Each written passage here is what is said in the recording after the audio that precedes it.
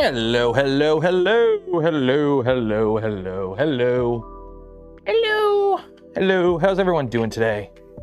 We're still in rod making duty, so we're still working on that. Let's get this thing fixed. I'm hoping tonight is, we're just gonna do some exploration. I've reached out to Jason from LDO Motors. Looks like they're going to be sending over their, I think they're called Kraken motors. They are basically like the beefiest NEMA 17s I think you can get. They're like 3 amp capable. They're the beefy boys. So Jason from LDO, I reached out. I'm like, hey Jason, help me, Jason, LDO Jason, you're my only hope. And they're sending over those motors. So that is one thing we're going to be trying. We're going to be taking, for those who don't know, this printer that you can barely see because I didn't frame the camera right before going live, it's cursed. It's gremlin. We cannot get it to not print poopy the moment you print objects with geometry. You print objects with no geometry, it prints beautiful. Look at that. Look at that. Beautiful. Object with geometry, same everything, it prints like dookie.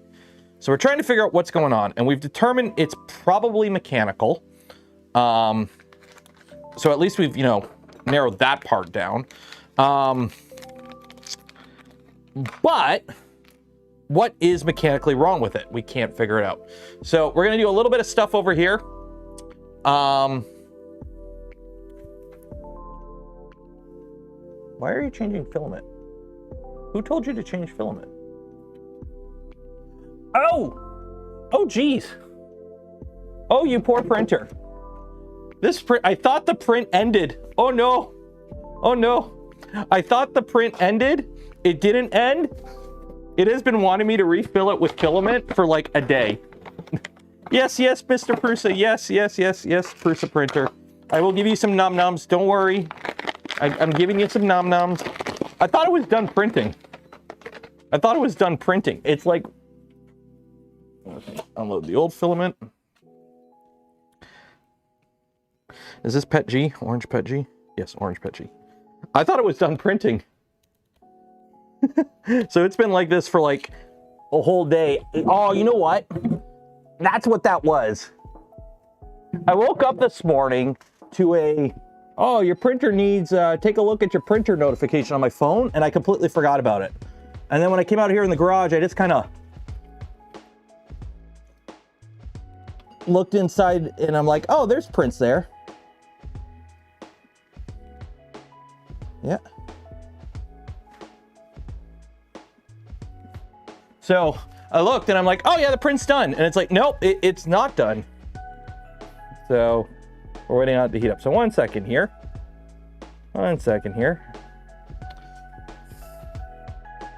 Well, at least we know the filament runout sensor works really good. I'm waiting on the nozzle to heat up so it'll grab this.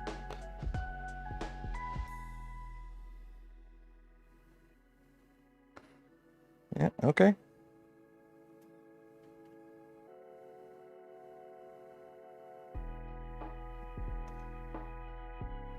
Take the filament, you heat it up.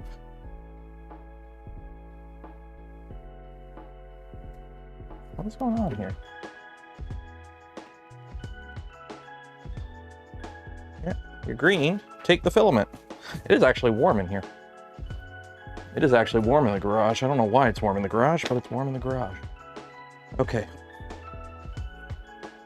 Why are you? Make sure the filament is inserted through the sensor. I did.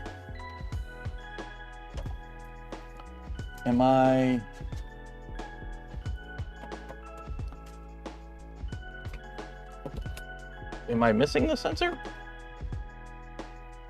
Or are we? What's going on here?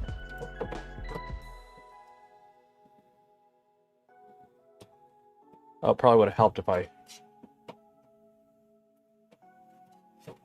Okay, for some reason, filament don't want to load. Let's see if I need to put a notch on it. Maybe that'll help. Okay. Woo. Wind you back up. put you on this thingamabobber.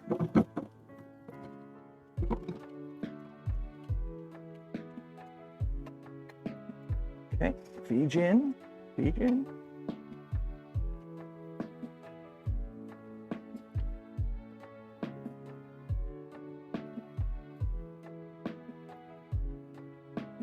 Press continue. There we go. Okay, so I had to put a little notch on it. It was catching. Okay, there we go. That poor printer, the whole day has been screaming to be feed me more, and I didn't realize it. I did not realize that it ran out of filament during that print. I thought it was done. So now it's purging. Come on. And then it'll resume. Hopefully it'll resume. It should resume. I mean, to be fair, I'm reviewing the printer, so I had to, at some point we had to do a filament runout test, and guess what? Hey, the filament runout sensor works great. You just got to actually pay attention when it yells at you that, hey, I've run out of filament. Okay, back to this. So we're still gluing together parts for the Delta build. I think I have 2 of these left to put together. So I don't know why I have so many extra of these, because you only need 6, but I have like 12 of them. So what are the other ones for?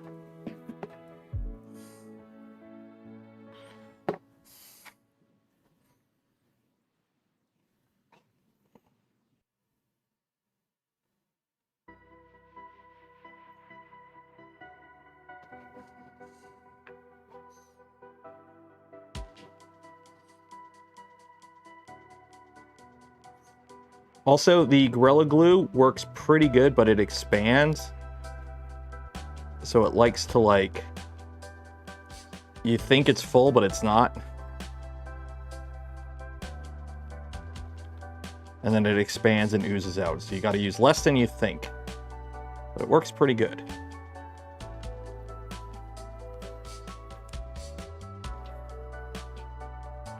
Put off the excess.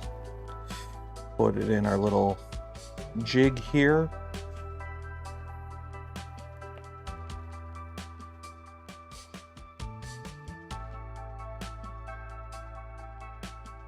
Did I replace the screws? I did. They sent along. So that's what we're going to do with the Venture XL today. We are going to take a look at our XY motion system and see if we can find something that's wrong with it. We're gonna dig into it, and we're gonna take the motors off and check the bearings and make sure everything's happy. I did already make one change to it yesterday. Please pay attention to Beep Dog. He got his XL printing good. Okay, well, try no listen. Well, I didn't.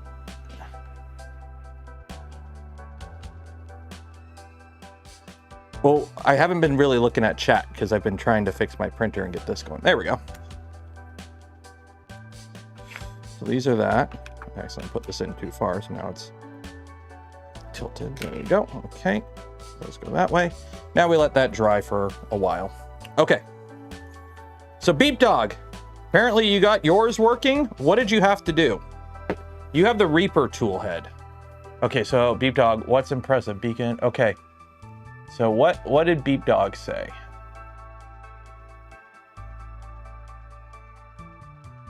I put a Reaper and tuned film. My printer is. What do you mean tuned filament?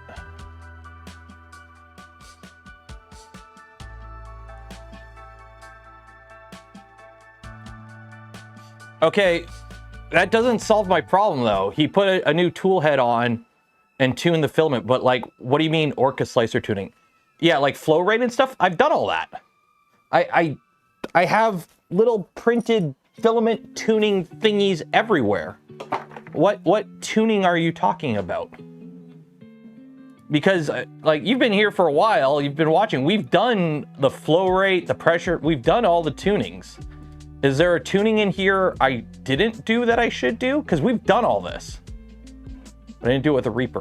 The Reaper, all the Reaper is all a hot end is, all a tool head is a thing that holds the hot end, the extruder, and some fans. It shouldn't matter what the tool head is. It shouldn't matter what the tool head is. So the Reaper, like, I've tested this, the A4T is rigid to like 1 thou. So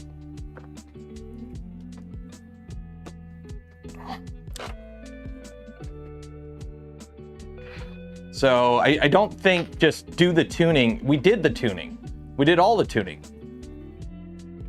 So good and tight and not angled. Yeah, the tool head is good and tight. We've checked.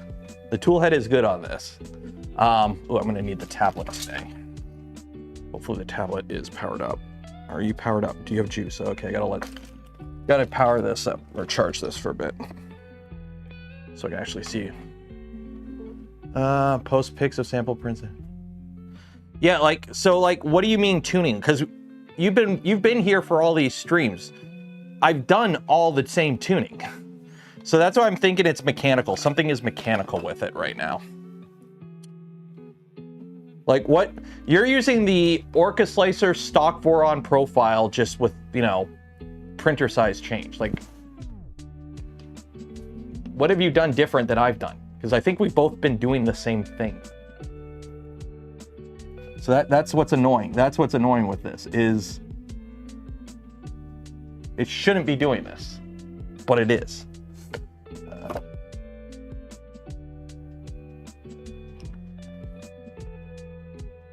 Could the heat be loose? There's 4 of them. Like the heat, what do you mean the heat? The heat be loose? The heat set? What heat set? Which one? There's a lot of heat sets on a tool head. The heat bed? It's not the heat bed. If it was the heat bed, we would see this model have issues. If the bed was wonky, this model would have issues. Okay? But this model doesn't have issues, which means to tell me it's something with the XY motion. So, because if the bed was having issues, then we'd be seeing it with this. And also I've printed on the middle and on all the beds. So it's not a bed thing. Sorry, I'm pulling up the stream on here so when I go over to the other side, you guys can see me. Oh, we got an advertisement. Freaking ad. I could put ad block on there. Skip. I should have watched the ad. I could have made 3 cents. Measure tool head backlash with dial. I've done that. Well, I mean, in terms of backlash, I've put an indicator on the tool head and jiggled the umbilical around because a bunch of people are like, oh, it's the umbilical. The umbilical flopping around worse than like during printing. Like me literally doing this with the umbilical moves the tool head 1 thou. 4 thou is 0.1 millimeter. So if it's moving a quarter, it's moving 0.0025 millimeter. That is in the empirical sense, as Plato described in the Odyssey, fuck all. So, place all motors. That's what we're looking into. Those 2 prints are excellent for diagnosis. Well, yeah, we've been trying to, yeah. So his is printing, but he's printing big things. And his is enclosed. So do you still have, like, you changed all your electronics too, right? You're running a Leviathan, right? Is it 0.6 nozzle and everything? Yeah, see, that's better than I got out of it with a 0.6. So. No, it's not just the Voron cube. It's not just the Voron cube. It's any object with actual, like, geometry to it. Okay? Any object with actual geometry. So what we're going to do now is every stream we give away a spool of filament. Link in the video description. Go enter for your chance to get some. And so enter there. I'm going to get your gamer subs. We're going to go over to the other side of the garage and we're going to start tearing apart the XY motion system on this. So let's go over to the other side of the garage here. Let me bring chat with me. Could the enclosure reinforcing the frame? I don't think it's that. The enclosure on this is actually a pretty shitty enclosure. The stock enclosure that comes with this printer is, it's pretty shit. So yeah. So the printer is off right now. It's unplugged. I have the gantry up pretty high. I'm just realizing I'm gonna have to unlock this. So give me a second here. I have so many freaking calibration cubes that I've thrown away from this printer. Okay. How do I raise these? Which way you raise these? Okay.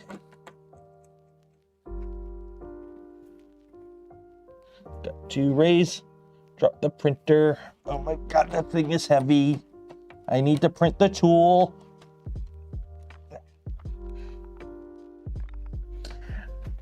But unlocking these wheels suck. There's a tool. Big Tree Tech has a tool. I need to print it.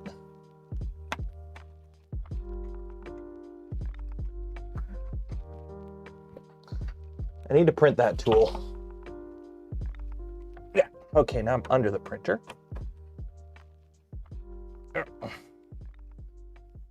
Ow.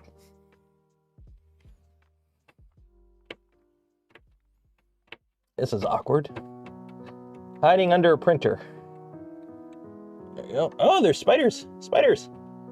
Spiders! Cobras! There we go. Okay. We are all unlocked. Okay. Ow. Okay. Woo! We're good. We're good. So, put this down so I don't break it off. Talk about good fitment, by the way. I don't know if you could see the new screen that I put on. It's got like cables under it. It perfectly lines up so I can put it flush like that to get it out of the way.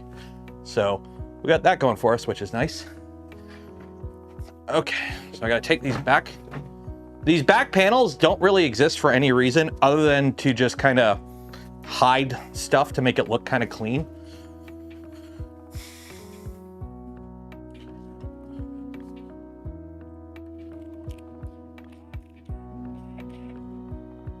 Fully assembled tool. Well, it's so odd what's causing this issue. That's the problem. Because this issue has followed this printer from the moment I put a high flow hot end in.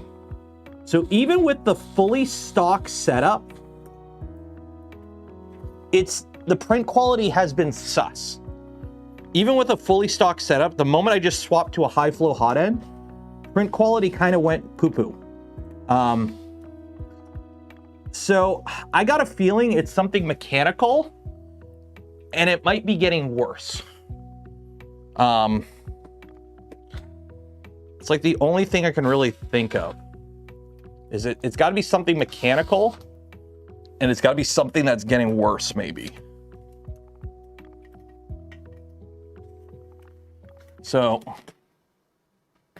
that's why I reached out to LDO Jason and be like, hey, let's get some new motors in here. But one thing I did, okay, there is a lot of, this belt is really discolored. Compared to the bottom belt, can you see the coloration difference on these two belts? See how, yeah, you're looking right into a light. See the coloration difference? So that means something ain't healthy there. Something ain't healthy there.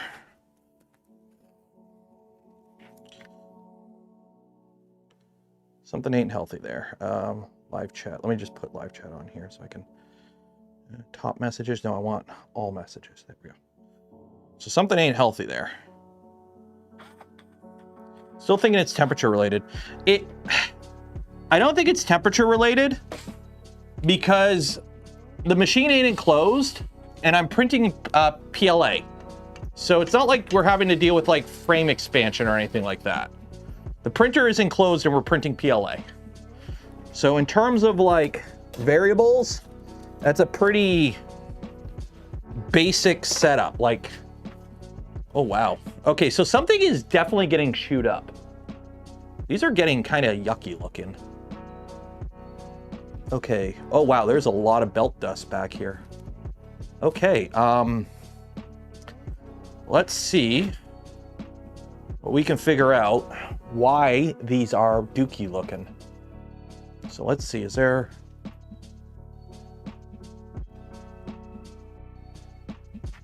Okay, we are uggo.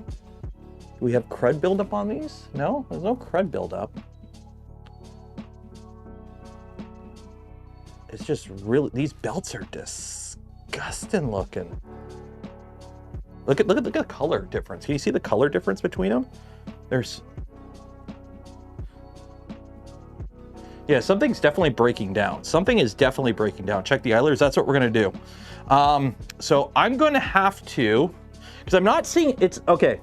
First things first, I am checking right now, and I've checked in the past. The belts aren't like, they're run properly. The belts are run properly. But we have a lot of buildup here. Okay, let's loosen these belts and take the motors off. Loosen the belts, take the motors off.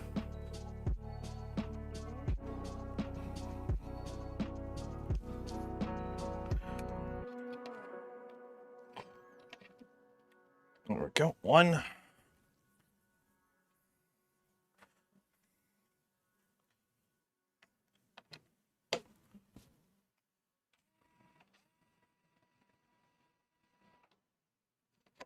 Two, okay.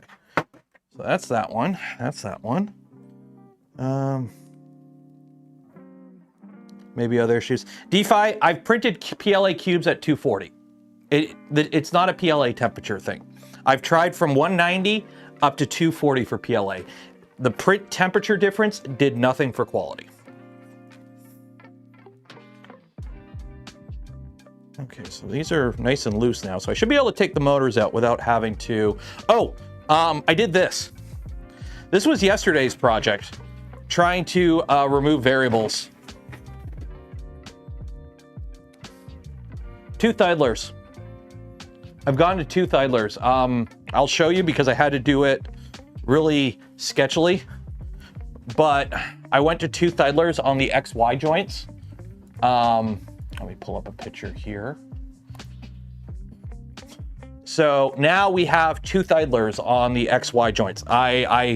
The second cube has graciously donated its tooth idlers. I only had 3 of them, so I put them on the XY. I don't think they're gonna have any issues on the Z, okay? Yeah, that's one of the train wrecker. That's one of the reasons we're taking off, to make sure, because the set screws are tight. They are tight. I did double check. The set screws are tight, but just in case there is slippage, we're gonna be pulling the motors and double checking that. And if needed, we're gonna be putting flats on stuff. So, if needed. But I went ahead and replaced them with tooth idlers, which required me to be a machinist. And by a machinist, I mean take the shoulder bolt,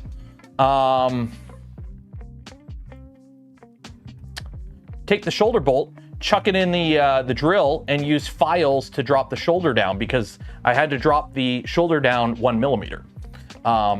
So yeah.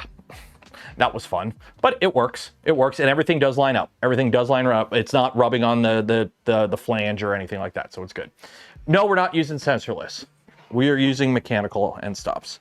Okay, so that's that. I love how easy this printer rolls around now. Like, it probably doesn't help I have a bunch of prints on the ground, so the tires are catching on everything, but it is nice. I can just roll this around. Okay, so I got to take these motors out. So let's see if I can get these out. So I did reprint these little flangey things. Let me grab some tools here. Could the motor pulleys be the wrong pitch? I did ask Jason if, when they send over the new motors, to send some pulleys with it. That is something I did think about. Can you use a damp cloth, see if I can get, I mean,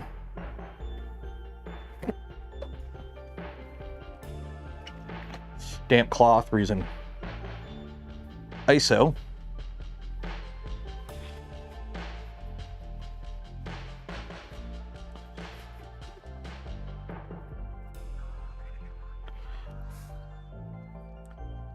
Not me. Yeah, that's yucky looking. That's yucky looking. What, my config files? It's a stock 4 on config. What config files do you want, B-Dog? Like, the printer's off right now, so I can't pull the config files because the printer is off. But it's basically the stock, a stock Voron profile.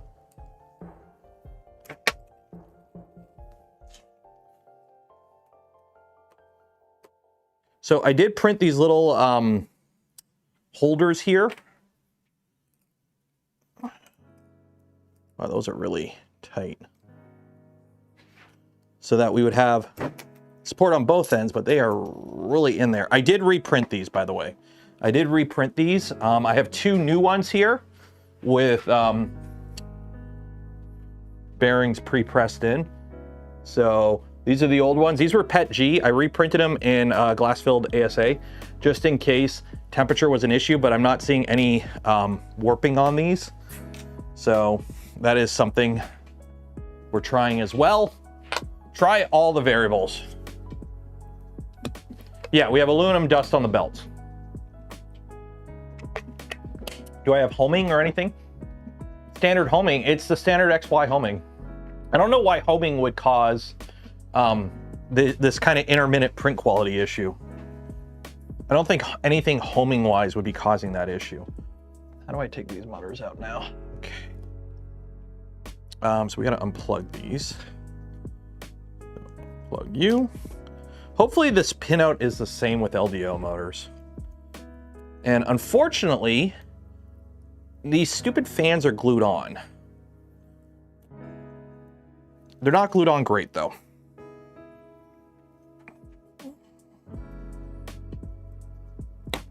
There we go.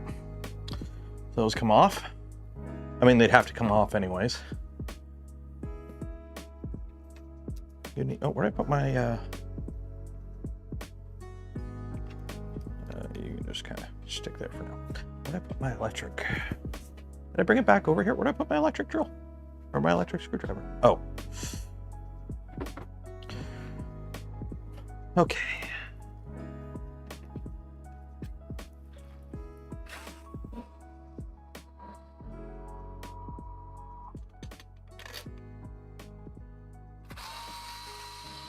Two.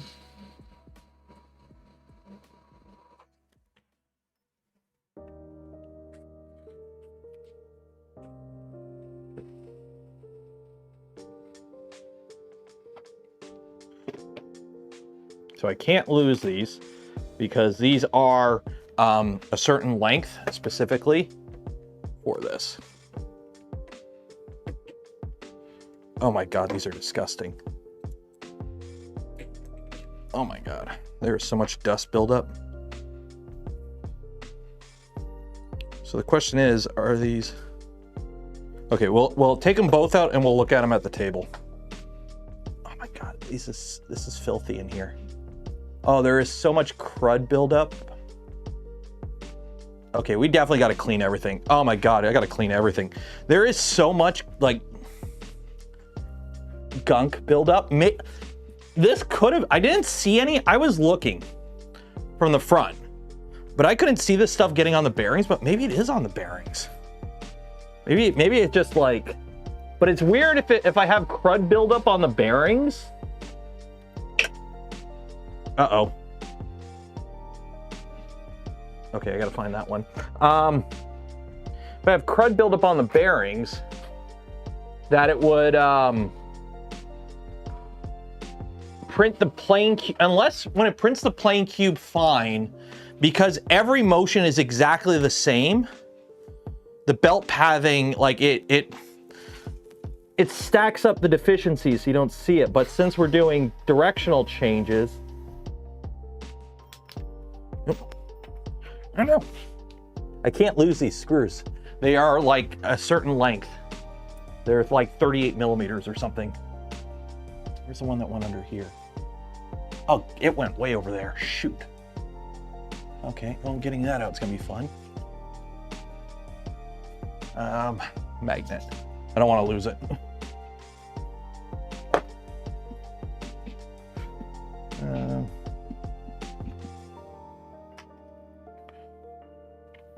I need a long, hey, good old lttstore.com magnet. Soft aluminum pulleys. The thing is, I don't think I have spare pulleys. I don't think I have extra pulleys I could swap in, unfortunately. Okay, can we get you out? Oh, of course not, because of the stupid angle. Let's see. I need to get this screw out. I don't want to lose it. I need it. I really need this screw.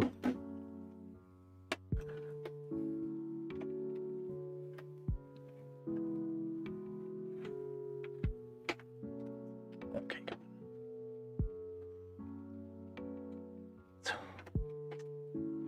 Oh, really? Son of a bitch.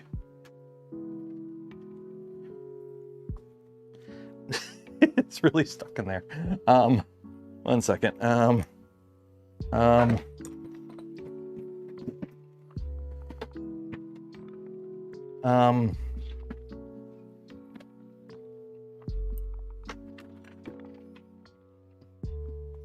It's like it's right under the middle of all the beds.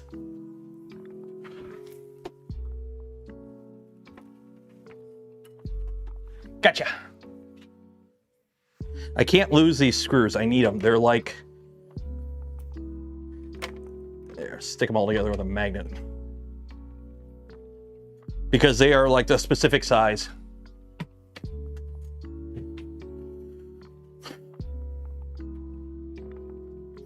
Okay, let's get this guy out.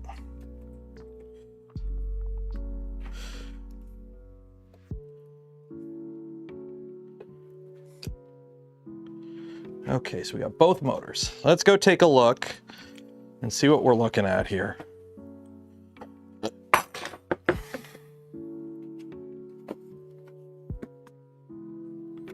Should probably put this power supply away. Don't need it out for this. I just need it out to show up when we're looking on that. You just go there for now. These guys go over here so I don't lose them. Same with that.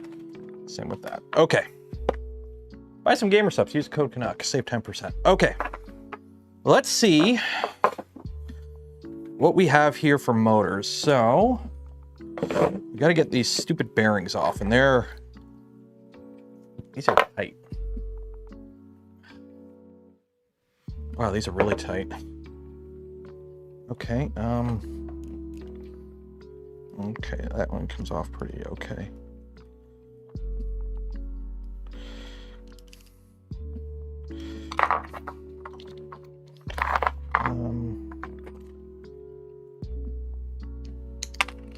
That one came off.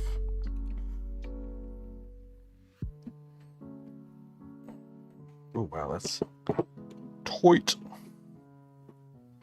There we go. Okay, so both of these come off.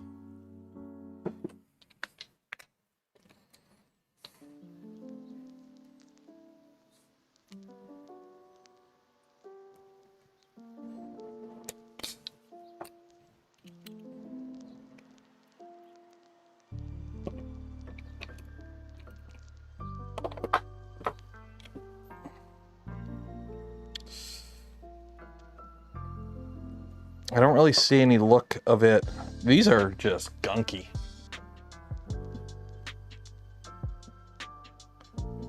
These are just gunk.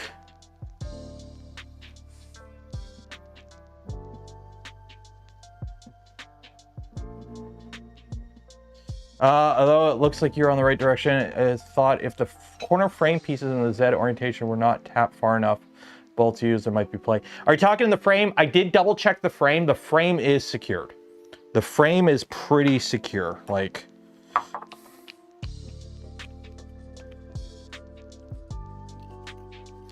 but I'm not seeing any sign of these like slipping around.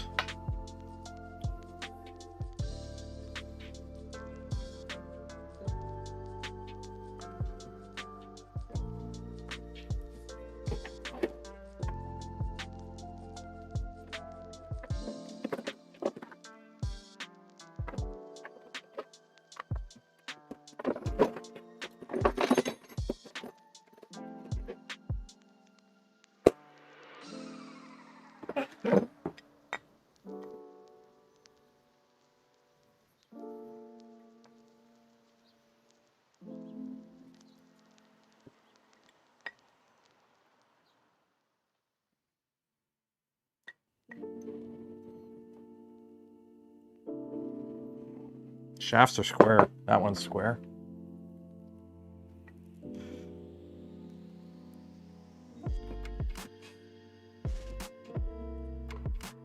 Yeah, those shafts are square. Shafts are square. Shafts are square, so we're not seeing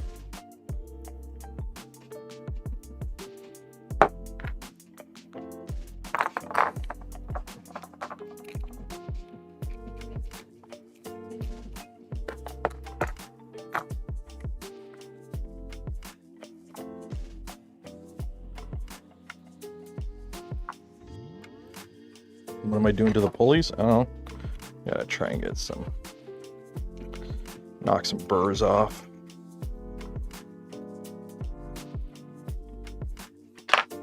So I think like there is a little bit of play here, but it ain't much. Like there is an ever so slight amount of play.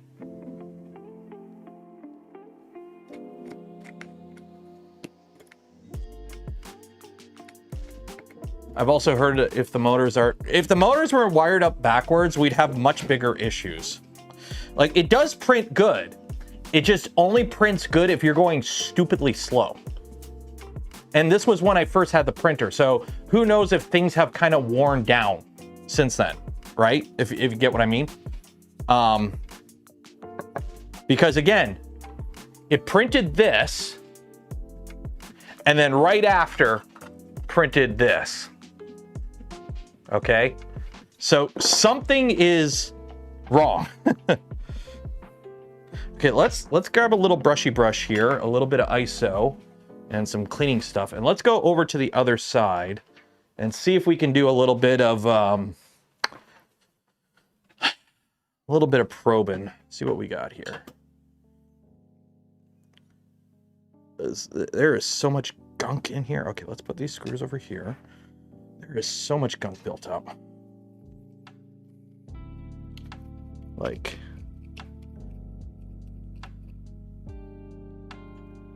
I got half of mine just to unbelt this right now. I'd have to take the tool head off though. That would be annoying. But like I can, oh yeah, there's gunk in the belts. Like, oh my God, these belts are disgusting now. Yeah, that is definitely aluminum dust built into the belts. I don't want to just flood it with ISO though, because flooding it with ISO would break down. I mean, these are RS bearings.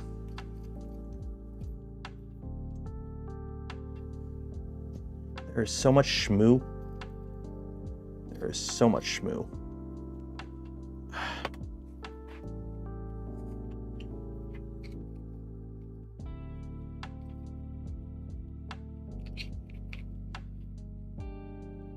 There is so much shmoo buildup in this. Oh, it's disgusting. It's disgusting. Does this make it common problem? I have no idea. Like, there's not a lot of these printers out there to begin with. And this is pretty modified from stock, but it's modified from stock because we've been trying to get it reliable. Like we had all the we had the entire like CAN bus chain fail on us. So we've swapped over to a different setup for electronics. But in terms of like the motion system, all we've done is change out the tool head. And changing out the tool head shouldn't change this much different in terms of how the printer functions.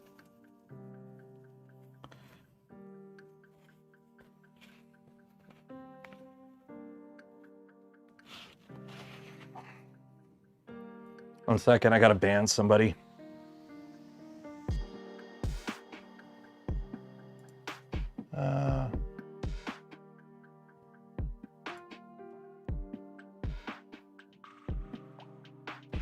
Sorry, bot. Are they Gates belt? Yeah, they're Gates belts.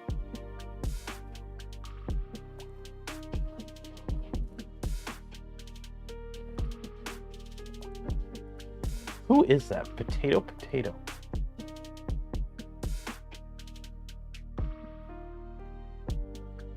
channel created one video, potato. Okay, whatever.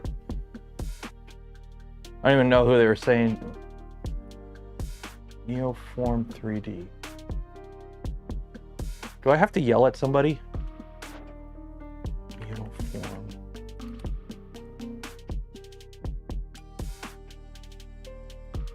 It's not even an account. I mean, oh wow, it's advertising this stupid channel. Yeah, an up-and-coming 3D printing YouTuber with a dream of starting a business. Yeah, yeah, starting your business, newsflash, starting your business by spamming another account while they're live is an instant way to get flagged as a fucking clanker bot and get banned. Get the fuck out of here. Share the channel. Yeah, I wanted to see what it was. I wanted to see what kind of crap show that thing was promoted. And it's a spam channel, or it's probably an AI bot channel. I've had companies offer to do stuff like that for me. You'd be surprised at how often I get an email from oh, we represent so-and-so service and we can promote your channel, you know, using our services to blah, blah, blah. And it's like, no. That is a great way to get put in the shit bin by so many people. Like, all the bearings feel good. Like right now what I'm doing, I'm cleaning up the bearings. I'm just cleaning up all the schmoo.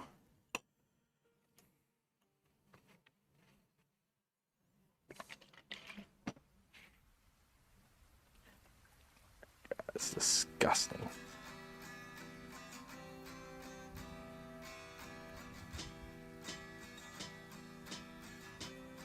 I'm trying to do this too without having to rebuild the printer, so.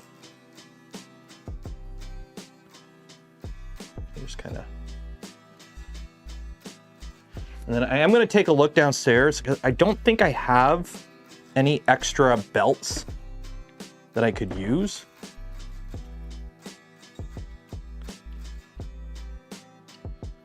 Unfortunately, or not belts. I don't have enough extra belt to rebelt the entire printer, unfortunately. But I might have some extra pulleys this big, so I might be able to pull some pulleys off a printer. Just so we can have some good pulleys, some fresh pulleys in the system. So we'll see. Whenever you could just take that stuff, feed it into an ultrasonic. Well, here's the thing. If I put it in an ultrasonic, it's going to get all the grease out of the bearings. And then I'd have to re-grease the bearings. So I don't want to do that.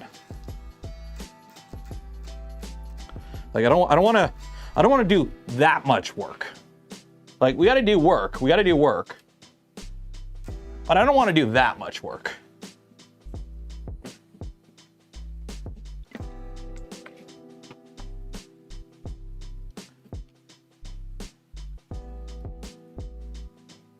All I know is a good thing I brought this up to this level before I started working on this. I powered off the printer this morning to get it ready for this. And like, I powered it right back on. I'm like, I should raise the Z up. I don't want to be working on it down here.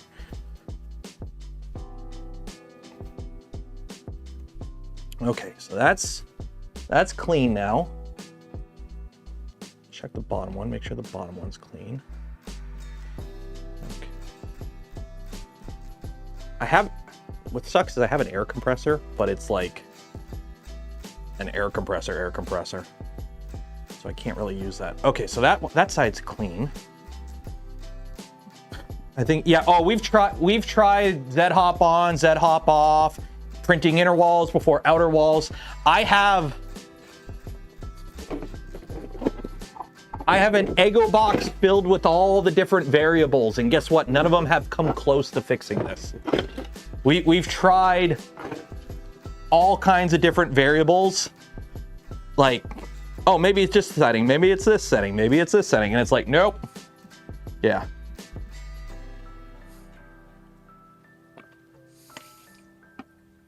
The Y-well's trimmed. Oh, yeah. That is another thing we're going to do now, too. Since I have all the belts super loose, when I built it, the gantry was trammed. You're talking to the guy who made the instructional video on how to tram a gantry. So, not to toot my own horn, but I built it squared up.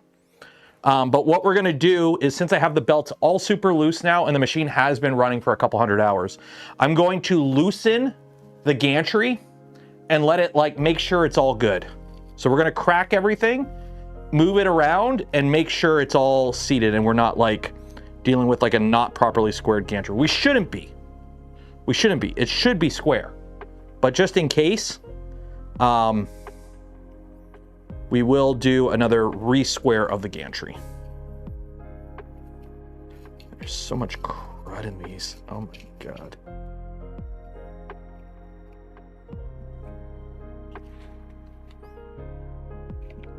I don't think it's in the Z. It's not in the Z. If it was in the Z, it would show up when I print a plain cube, okay? So when I print a plain cube with the same infill settings and all the settings, it comes out fine. But if I print a cube with geometry, like the Voron cube, then we get layer stacking. So what that's telling me, it's something in the XY. If it was something in the Z, it would show up regardless of the object geometry. So it's something in the XY, I'm thinking, because the Z comes out clean.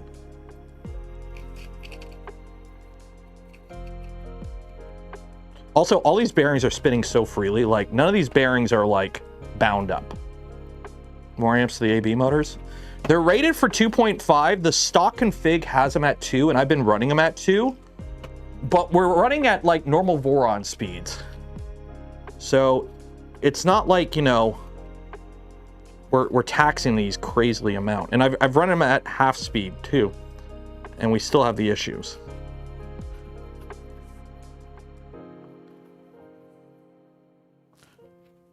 So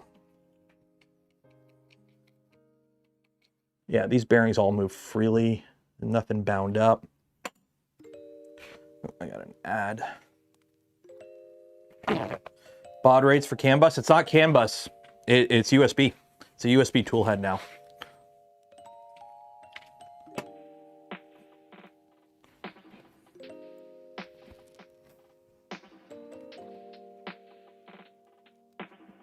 Like, look at all the... Ugh.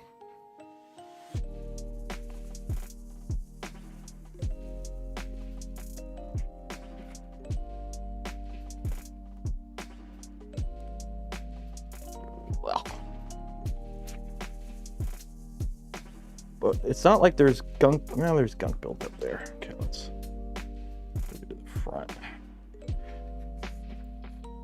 I should probably be using a... Do I have a... I don't think I have any rags that I could use for this. I don't think I have a rag. No, I don't have any like lint-free rags or anything. Tool head's all tight. Okay, now the print on the core one is done. Now the print on the core one is done.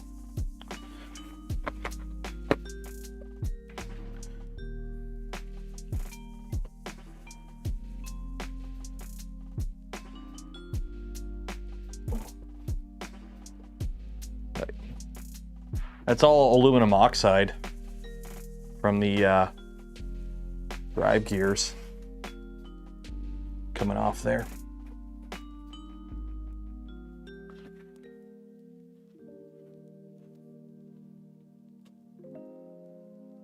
These belts are all messed up now. We're gonna have to do a bunch of faffing about to make it all lined up and happy again. Okay, so that's that. Let's crack everything now. Let's crack everything now.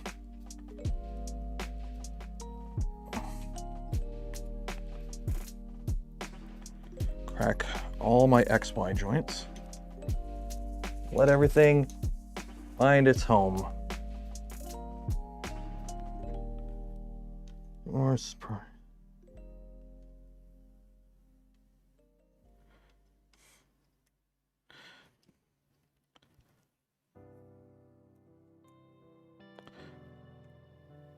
I don't think it's skipping steps so much as, because here's the thing, if it was skipping steps, you would expect it to be consistent and mostly in one direction. And we're seeing it in both X and Y, and it self-corrects.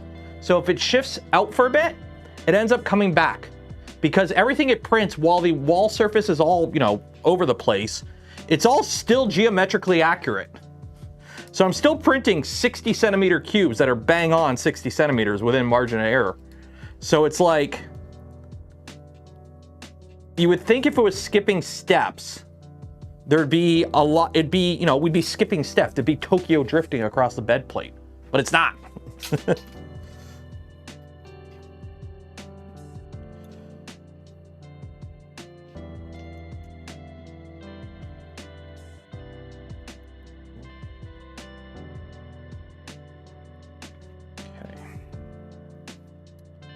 So we're gonna crack all these, and I gotta put the motors back in before I actually move this, because there's too much slop with these belts. Everything find its home. Everything find its home. Okay, so everything is now all loosey-goosey in our system. I gotta crack these ones, because we don't have the springs in there anymore. We took the springs out hoping that that would fix it, and I don't know if it did. But we did take the springs out to remove a variable.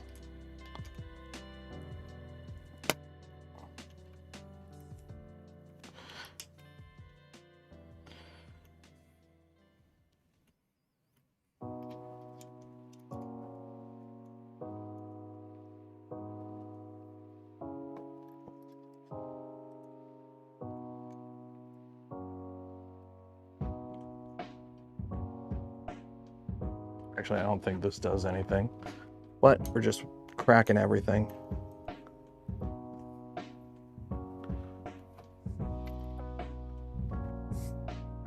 We're literally throwing everything at the wall right now to see what sticks. That's where we're at with this build. I am literally throwing everything at the wall to see if something sticks.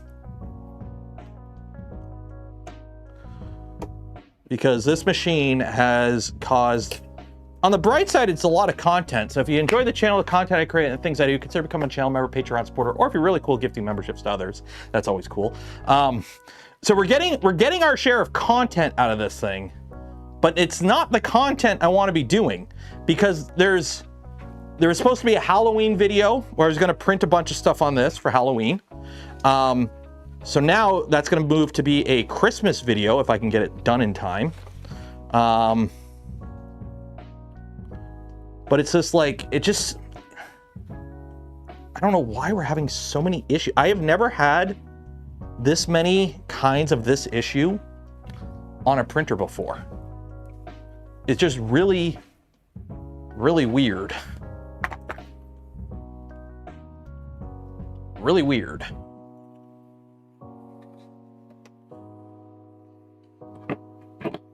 So obviously those motors are going to stay. Clean these off. Actually, I should probably see if I have extra ones of these.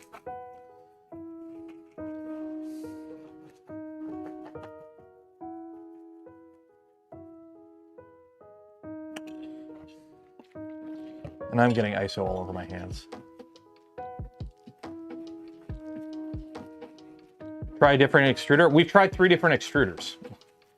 This issue has kind of persisted since the printer was new.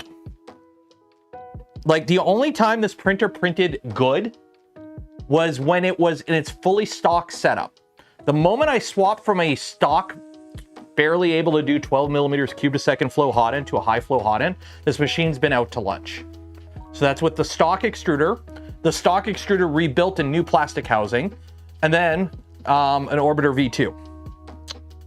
So I really don't think it's the extruder, because we're using a fresh out of the box Orbiter V2 as well. So yeah, can it be over extruded? What does Javik say? When you sit upon the grave of 1,000 3D printed flow test cubes, and they're all okay, and the print still prints like shit. I don't know. I just played Mass Effect the other day. Yeah, no, we've done all the calibrations. We've done everything that can be done in a slicer to calibrate it. We've tested flow, PID tunes, flow tunes, extrusion rates, extrusion E-steps, temperature tower. We've done all of that. We've done all of that. Like, if it can be calibrated, we calibrated it. Okay. Now, I don't think I have extras of these, because I would really like to try.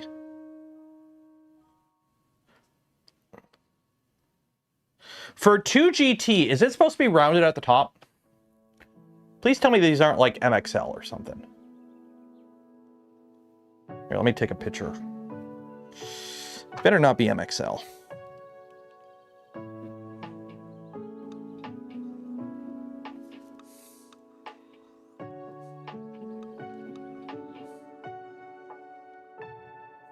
It better not be MXL.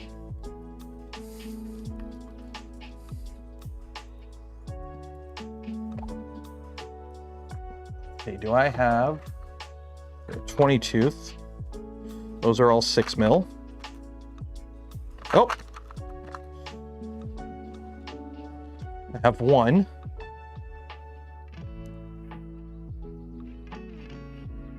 Okay, I have one. That looks the same.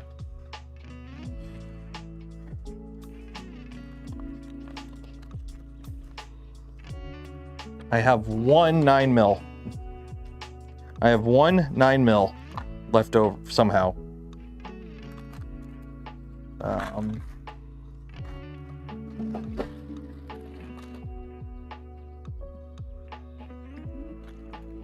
That's a 16. Oh, that's a 16.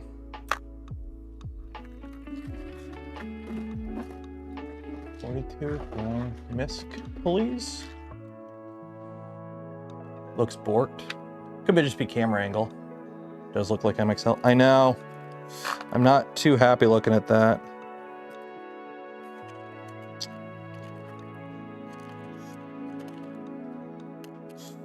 Okay, so I might have to raid a printer downstairs to steal some parts, because I don't have extra 9 mil pulleys on hand. So let me run downstairs and see if I have a printer that we can, I'm not gonna say sacrifice.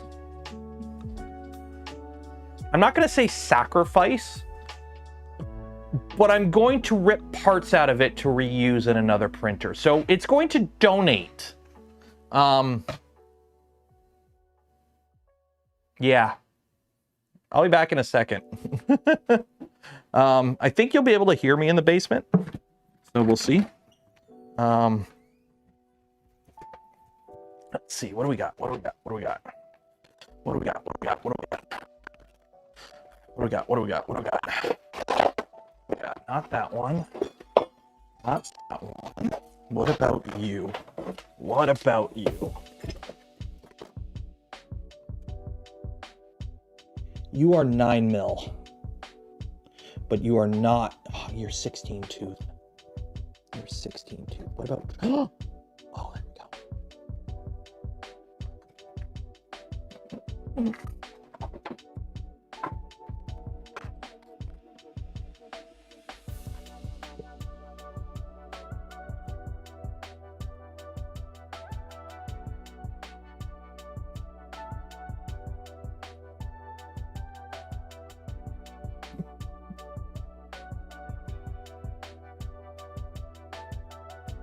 On the back of this. Oh, electronics. Don't lay it on that. Okay, hi Second Cube. Haven't seen you in a while. Okay, how do I take this apart? There we go. There we go.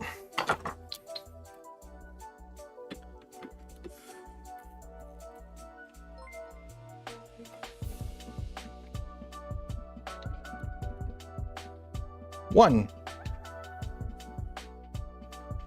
These look healthy.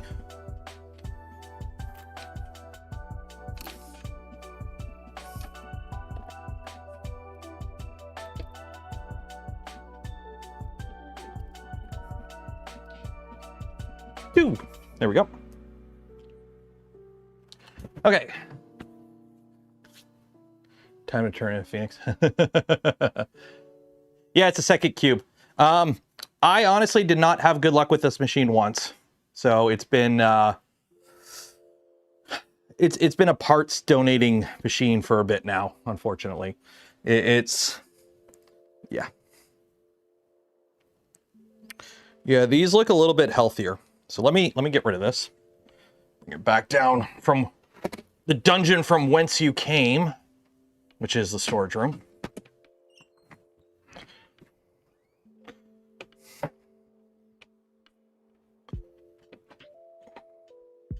Okay.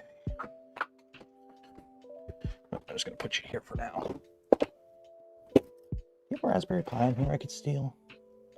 Oh, it's a built-in thing. Yeah, no. Okay, you go back there now. Okay.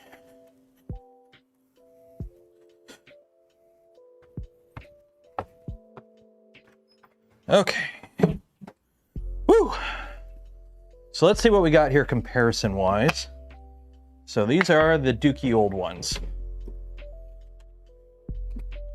So, dookie old ones, just so I know which ones are the dookie old ones.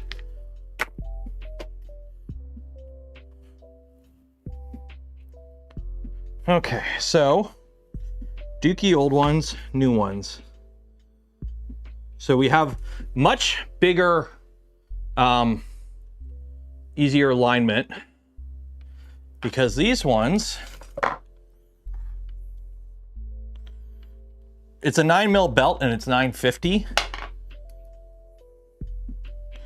That's 11mm. So these are more in spec, I think. These I think are proper. These look a lot healthier than these.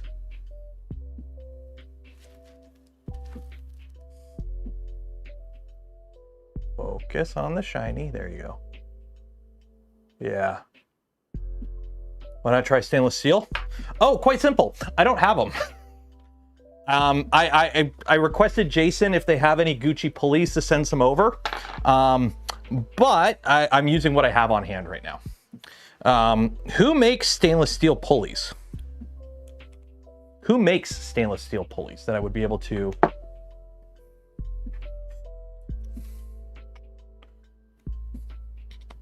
Diameter should be the same. Yeah, diameter is the same.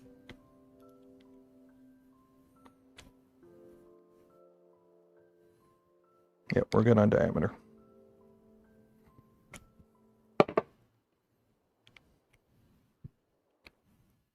Although there is a little bit of annoyance on these. These are much more snug on the shaft. These are much more snug on the shaft. Unfortunately, there is like a little burr that's preventing me from sliding them on.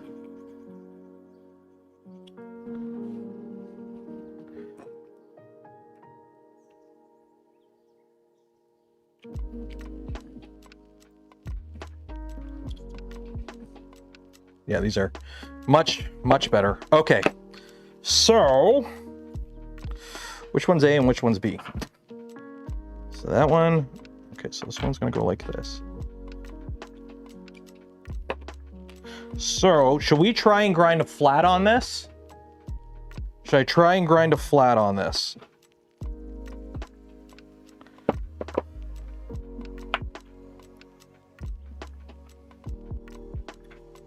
Yes, okay.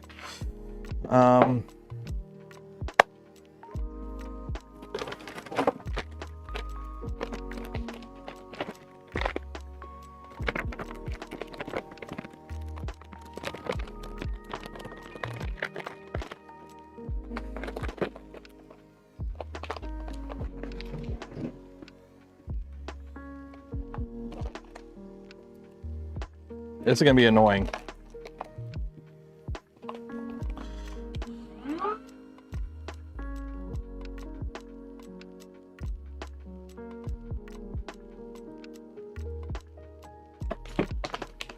There we go. We has a flat.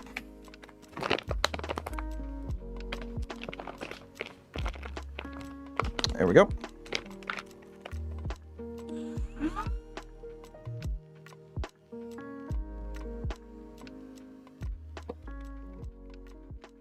Just, it's not that deep. It's not that big of a flat. It's focus, focus, focus, focus. There we go. You want to know where you get quiet Dremels? It's called noise canceling. I run noise canceling on my streams out here. So just because they were wondering, filter off. Okay, so now we're going to do this without filters. Okay, where is this one at that level? Okay.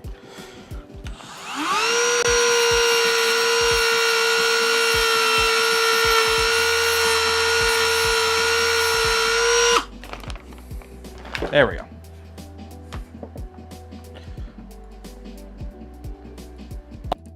Noise suppression's back on.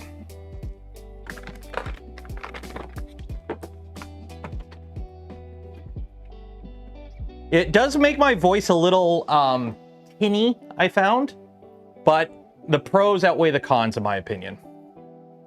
It does make my voice a little tinny, I've noticed, but the pros do outweigh the cons in my opinion. So. Okay, so now, need to put these in. Oh man, that's tight. I'm gonna have to clamp that somehow. I think I have a clamp that would be able to clamp that. Press fit. We want, I don't think so. Maybe that'll work. It's almost there. It's just, I want to make sure it's seated properly.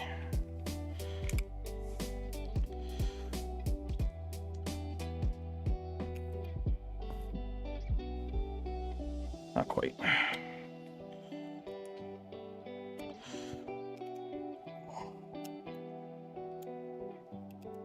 There we go. There we go. Go, that's in. Okay. We've already done bed checks. The bed's not shifting around.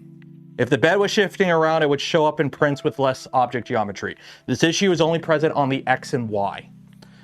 This issue isn't present on the Z.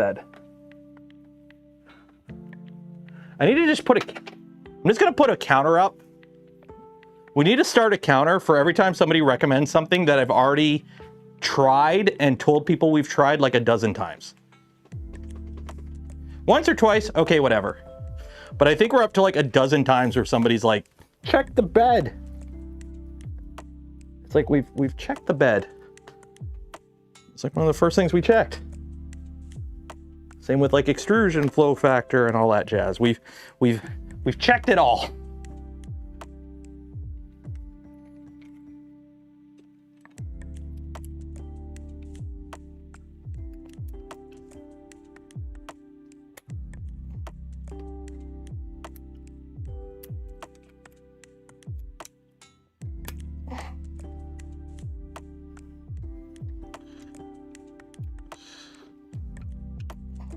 There we go.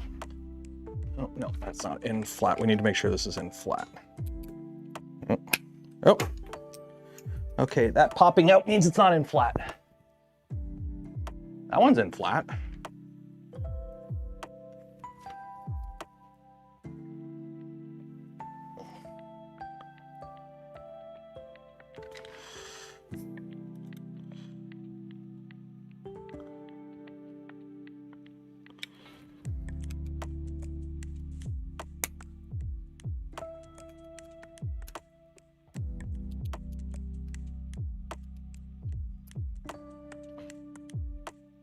Almost. It's just a little bit at the front, doesn't want to.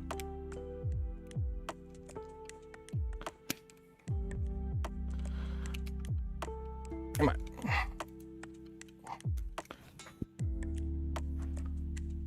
Oh, come on. Let me get the actual clamp. I can get the clamp if you want me to get the clamp.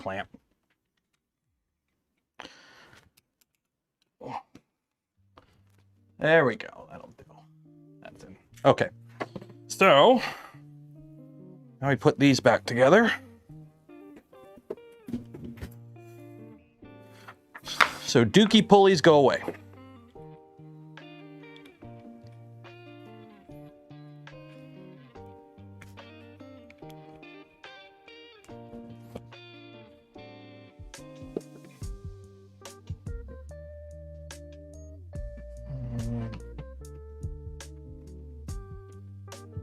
Where is my 5mm reamer? Might have a burr in here.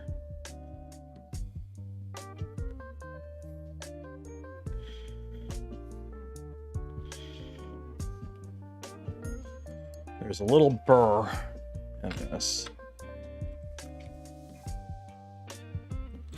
Don't have a set of reamers? Get yourself a set of reamers. They're really handy.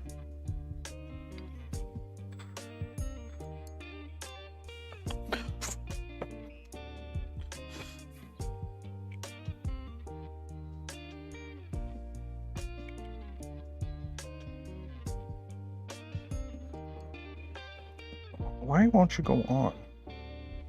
Where are you getting caught on?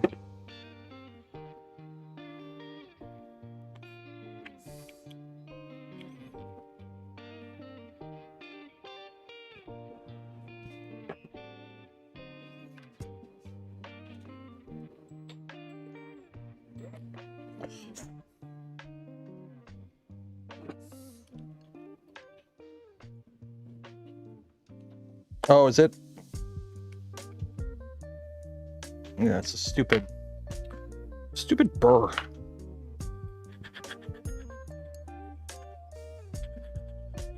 I used to have a diamond file, and I don't know where it went, and it was so nice for working on this stuff. And then I lost it, and I don't know where it went.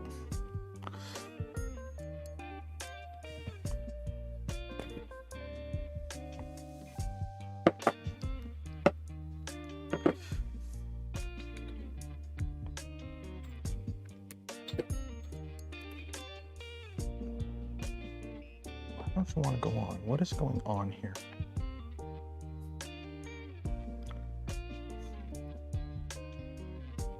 Doesn't want to go in. What is going on here? What is going on here?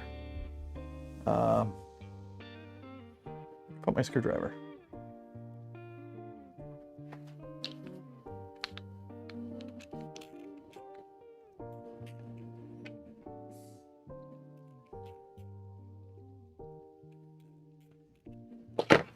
Old ones? Old ones go on fine. New ones? So that means the new ones are tighter, that's for sure, which is a good thing, I guess. But it's like... There we go. Okay, yeah. There we go. Okay. So...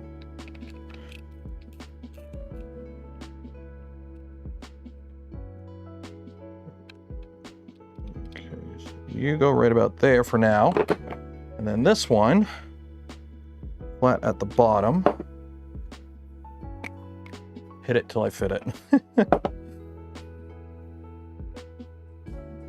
We will make you work.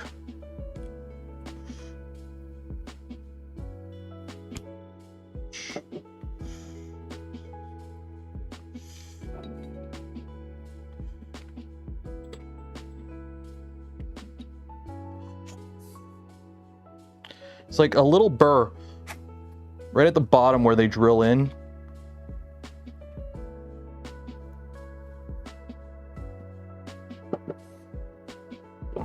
Nope. This is so annoying. Wish I knew where my diamond file went. I wish I knew where my diamond file went.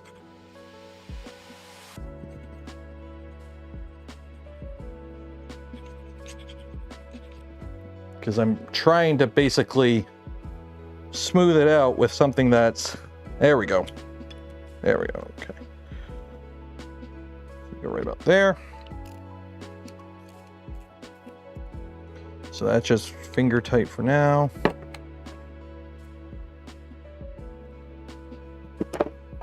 Okay. Sweet. I got a delicious drink of gamer sub.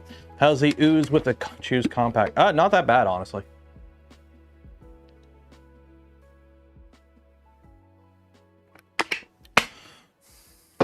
Okay. Let's put this bitch together. So we're gonna put these back on, and hopefully everything lines back up again, and we can just kind of clamp it all back together. Hopefully. If this doesn't work, your assignment today is to find all the fun swear words I can use. So, making sure everything lines up here, all those screws line up. Pulleys are all nice and clean. Got all the schmoo off of it all. Okay. So this one is going to be at the top because that is the top. Okay. So I'm going to move you in. I did bring this stupid drill away. Okay.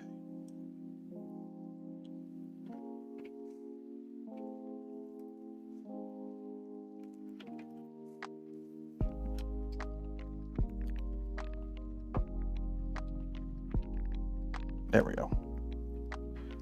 Okay. And that slides in there. There we go. Now I can put some screws in this. English or French? I mean, I don't know. I do need to get around to playing Expedition 33. I need to get my final French to C fix. So I probably should learn some more French swear words. Like, I know the French Canadian ones, like merde, tabernacle, pamplemousse, like those ones. I know the tried and true ones.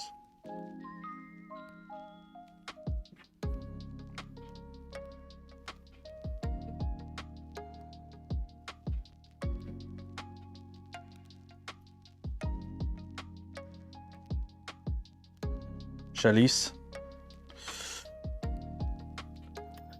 I think there was an LTT video where they had to make up I think in part of the video they had to like make up a bunch of fake brands for like that you would find on Amazon.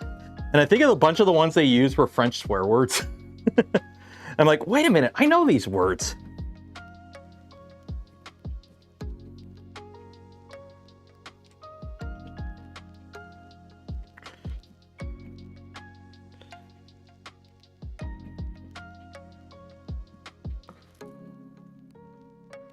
Okay, so those are all tight now. A snug, and then we'll line our belts up. Because that is nice and secure.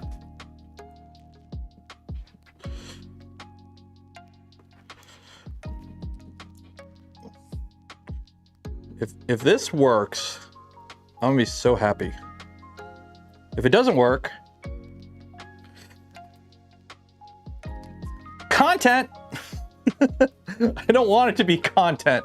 You know what content I want to be doing? I want to be making stuff with this stupid printer. I want to be using this printer to print things.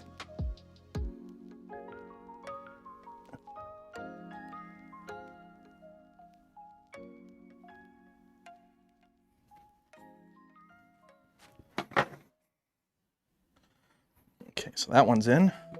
I haven't lined it up yet, I just got it in. So you go there, you go there, and then what you do is you use a Allen key to just kind of pull the belt over out of the way. You can slide this guy in and line it up. There we go. That's good there.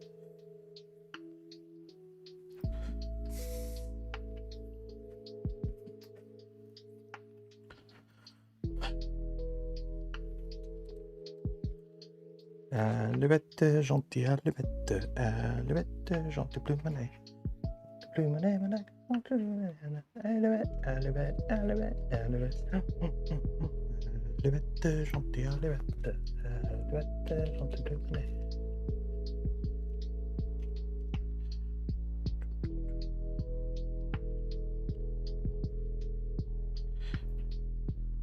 Not drinking up. Hey, we didn't build this on Friday night or Saturday night stream, so there is no potential for alcohol to be involved with print quality on this machine.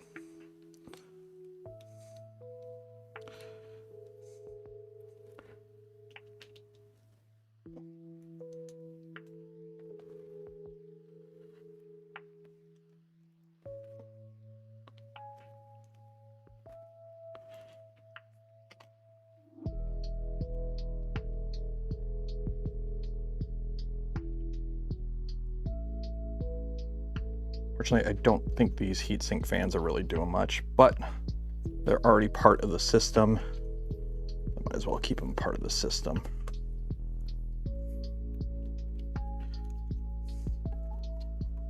Ooh, it is. Can you guys hear the wind? I don't know if you can hear the wind with my noise canceling on, but it is windy out there. There we go. Plug you in. Line up our belts, screw those down.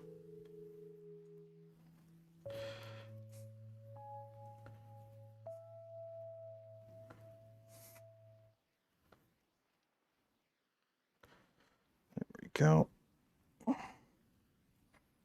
There we go. Okay. Now we line this one up.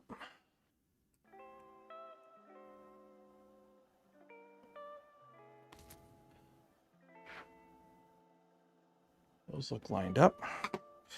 Tighten them up.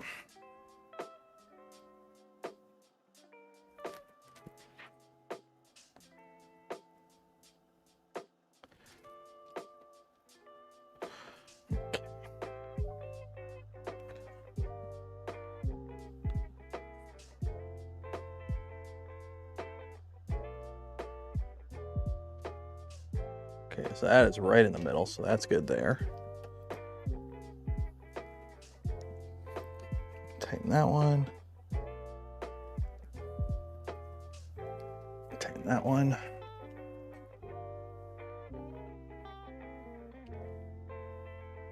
Slide that down ever so slightly.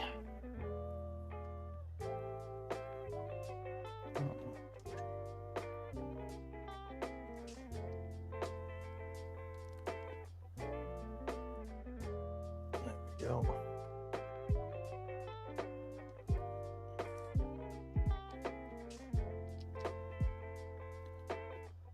There we go. Okay, so that's tight.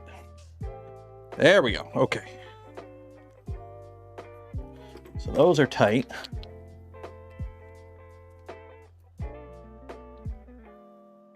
And there is much more, there's less of a chance of it rubbing on the brim or on the flange.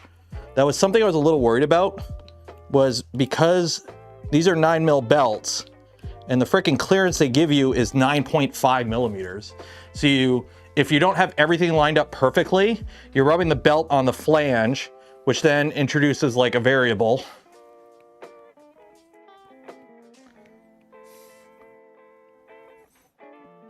So that is that. So we got the new there, that's that. Let's make sure everything's nice and square. So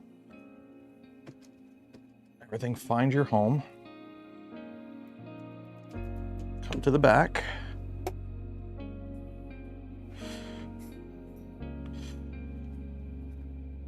Sure everything is good there.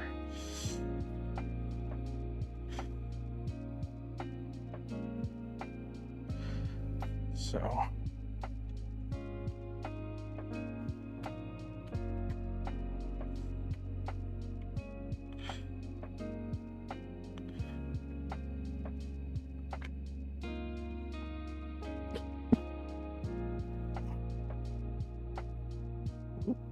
don't want to slide that around.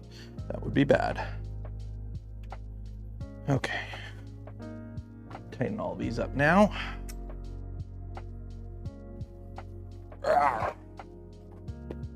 No. Come back to me, chat. Are we good? We're good.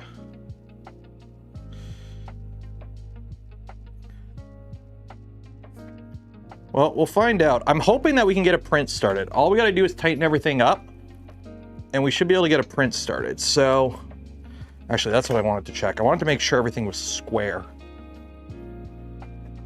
1 second.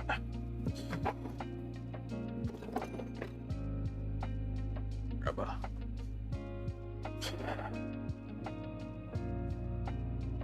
Because it kind of looks, I know you can't really see. Just want to make sure everything is actually square here.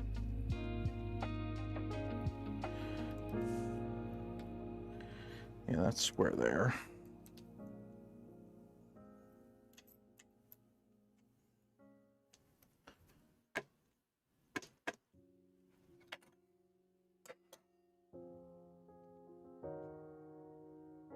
Yeah, that's square. Okay.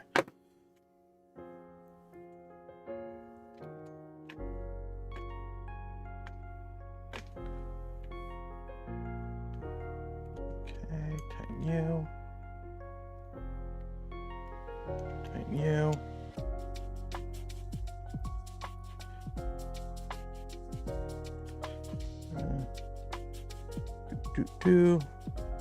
Oh yeah, input shape. Oh yeah, we'll do a quick little input shape tune. Make sure it's all happy and hunky-dory and everything.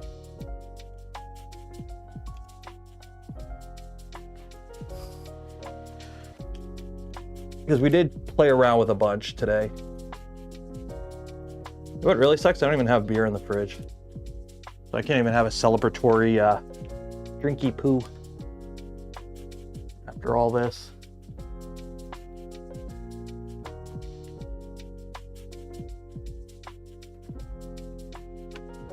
Go back here, tighten these up.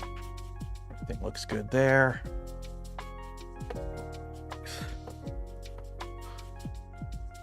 Good there. You just kind of make sure everything's nice and homed.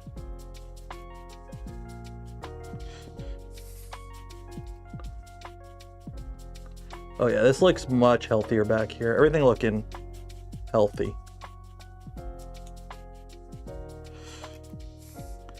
I do have Jason again. I did ask Jason. They are sending over some beefier motors. So if I need to swap these motors out, which I'm still probably going to do, we do have the option to swap out to some the beefy like Kraken NEMA 17s that Big Tree Tech or LDO makes. So that is another option that we can do, that we now have the ability to do. So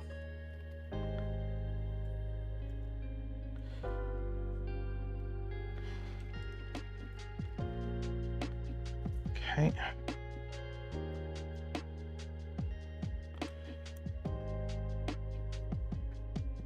Let's tighten these back up.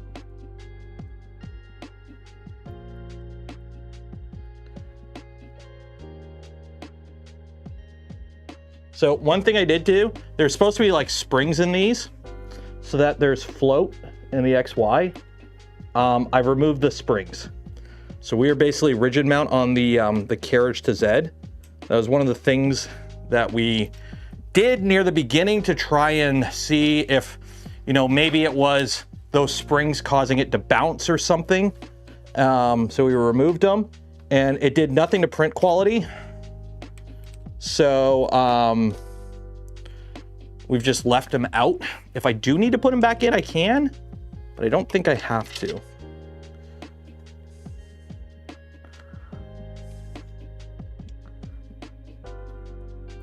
There we go. What do we figure out? Well, oh man. This feels so smooth.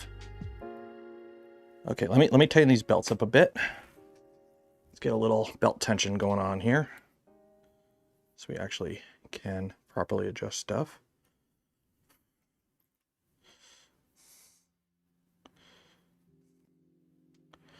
Oh. Okay.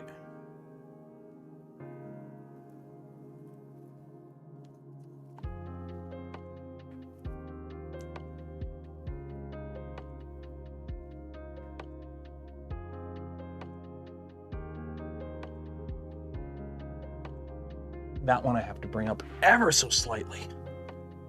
Ever so slightly.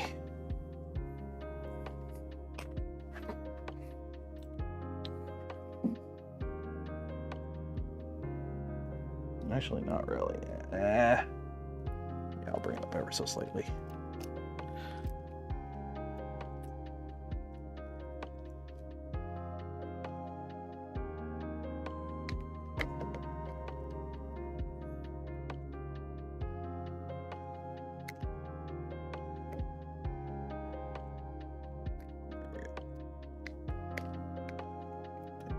Yep. Try not to strip the set screws because that would be very bad. Okay, these feel so much smoother. It feels much, like it felt smooth before, but it's pretty buttery right now. So I'm hoping, I have a good feeling. I have a real good feeling right now. I have a real good feeling right now.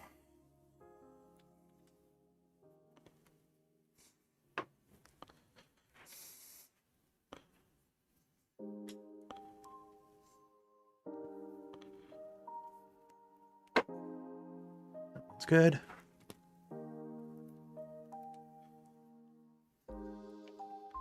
Good. Good. Oh, that feels much better. And just for sanity check for you guys, you know your gantry is racked properly when you move this front to back and you don't see the tool head moving. So that tool head not doing this means it should be pretty locked in.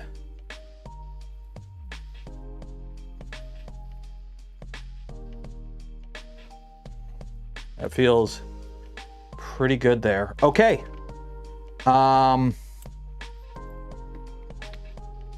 Okay. Let's clean this up a little bit. Power this up. And see what we got. See what we got. I'm not going to put the back panels on. There's no real point. I am going to have to unload it, but we'll do that after. We'll do the input shape and then I'll swap into a fresh spool of filament. Plug you in. Here, we'll just do this so you guys can... How's the view? How's the view? There we go for now, that'll work. Okay, power the printer on. Where's the switch? There's the switch. What's that? Let me at least lock these front wheels down so it doesn't like Tokyo drift out of the way. Okay, front wheels are locked. Printer's on. Hopefully this works. Hopefully this works. I'm hoping. What's the belt tension? Tight.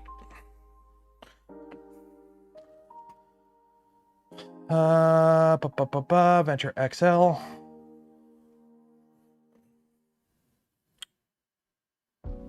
gonna have to move the camera over.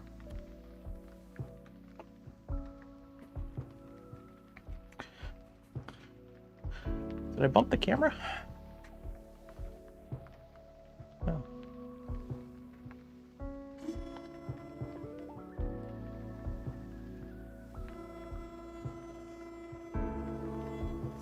Probably clean the bed a bit.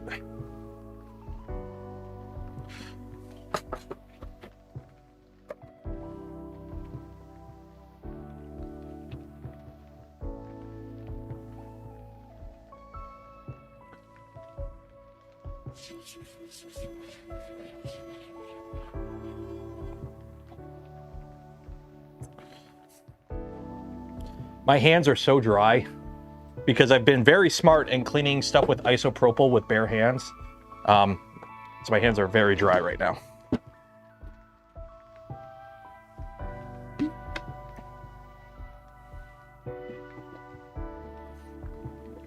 Yeah, the problem. Yeah, waiting for the Z to come down is like. My hands are dirty.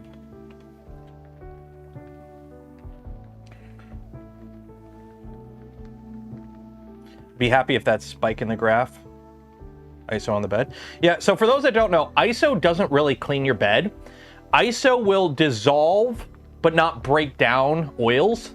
So what that means, if you wipe your bed with oil, all you're doing is taking that little bit of oil from like where you touch and spreading it out through the bed. Now, to be fair, some of it does come up with the rag, but ISO isn't a solvent, or I don't know what the proper term is. ISO doesn't actually clean your bed. It just kind of wipes off the residue and it doesn't really pull it off the bed. So for like a quick wipe down after what we've done, that's fine. Ooh. Hopefully the QGL is fine. We'll see. Can you increase Z speed? I think I can, but it's 27:1 gearing. So I don't want to push the Z motors too hard. And I'll be honest, the Z being slow is at the least of my problems right now.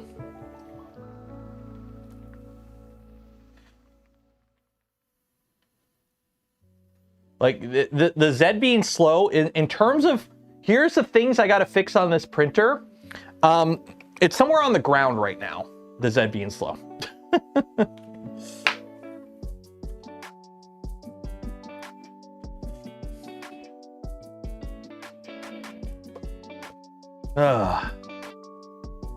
Anything going on tonight in the world?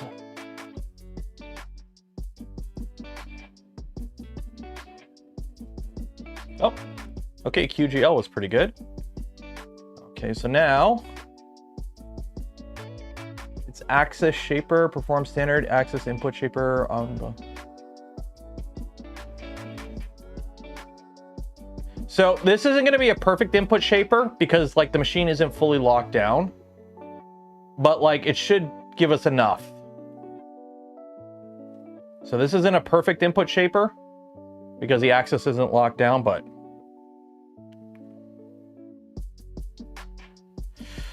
Z might be slow an issue for Z-hop. You should look into it. Yeah, but Z-hop on and off doesn't affect this at all. Like we're trying, I will faff around with stuff to optimize print speeds after the printer doesn't print like shit. Like the print looks the same with Z-hop enabled and disabled. Also, Z-hop wasn't an issue with the old tool head. So. Shaft couplers? No, it's just bearings. It's just bearings. And now we're running on tooth idlers as well, so.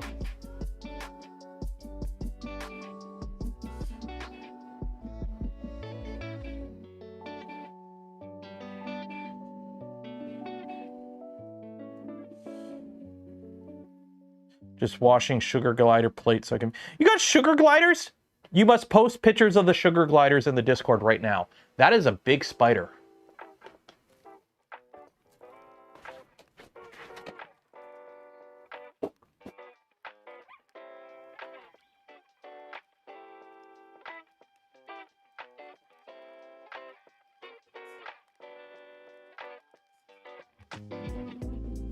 Well, he's not that big. Is this a spider I should kill? You look like a spider I should probably kill.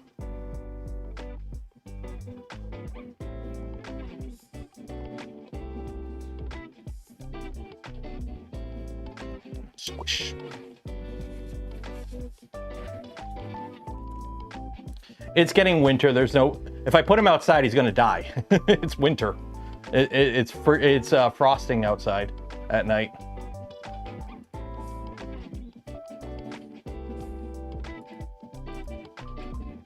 Okay, so it's doing this. I don't like spiders after dealing with the venture. I will say it does. I know you can't hear it. It sounds cleaner. Like it's doing input shape and I don't have sweeps enabled. Yeah, Spider Bros, I'm okay with Spider Bros, except for Spider Bros that drop from the ceiling. Spider Bros that stay up in the corner and do their thing, I'm good with. The ones that drop from the ceiling midstream, I don't like those guys.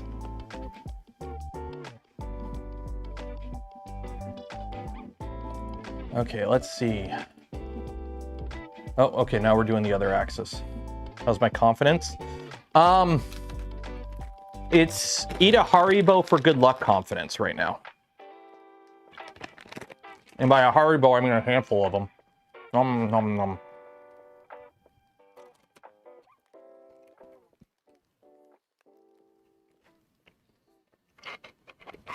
I actually had a freaking layer shift. Son of a bitch. That's okay. These parts are just panel holders. But there you go. Prusa Core 1L. It layer shifted at the where it paused.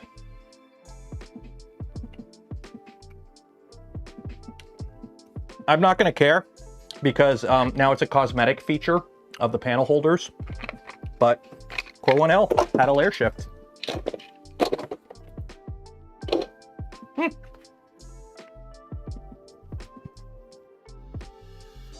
Now, to be fair, it paused this morning and I resumed it this afternoon. So it cooled right down. So it cooling down in a cool garage all day probably didn't help.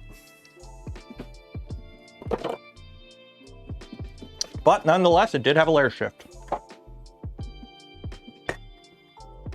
Sorry, I have a mouthful of gummies right now. They are delicious. Did it shift or the parts move from? That's what I mean. Like, it's a PETG print, and I started the print last night or yesterday, and it finished at some point overnight, and I didn't realize that it didn't finish because you could see here, it printed up to here, and it ran out of filament. So I had to print the top part, and these parts were printed vertically like this. So I don't know if it's just the part moved, like kind of settled or something or what, but like, did it keep the bed warm? I think it kept the bed warm, but it turned the hot end off. But it is what it is. It is what it is. Okay, this is the part that I need to put heat sets in. We're gonna put heat sets in this. This is for the build for the Delta Flyer.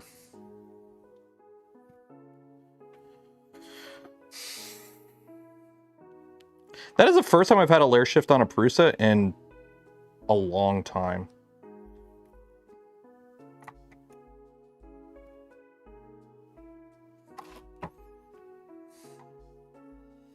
Still do. Oh, it's done the input shape. Okay, so we can look at the chart.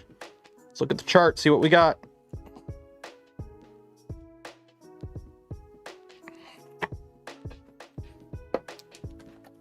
Go in the bin. There we go. Okay. Turn you off. Unplug you.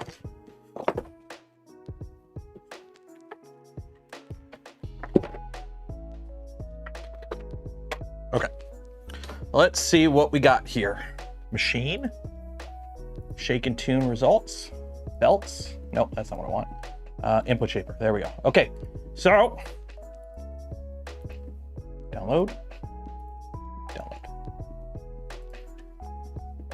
Cheers, Kermit. Okay, so Y is clean. So Y MZV 44.4. That is clean.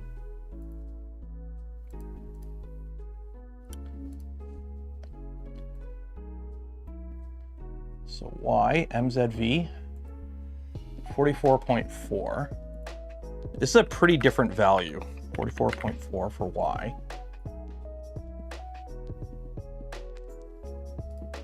But it was X that had the issue last time. Ooh. This first bump is a lot higher. We used to, okay, what's going on here?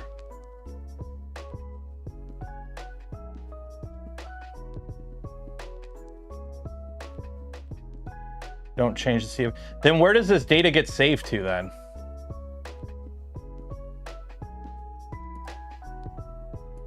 Where does it get saved to if it doesn't get saved at the bottom there?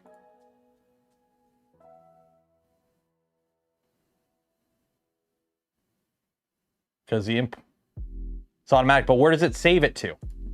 Where does it save it to? Because this input shape that we ran here doesn't give you a save option. Doesn't give you a save. So where is it saving it to? Because it's not in EBB 36 or in the EBB where the actual probe is. Yeah, the X is looking pretty bad. The X looks pretty bad.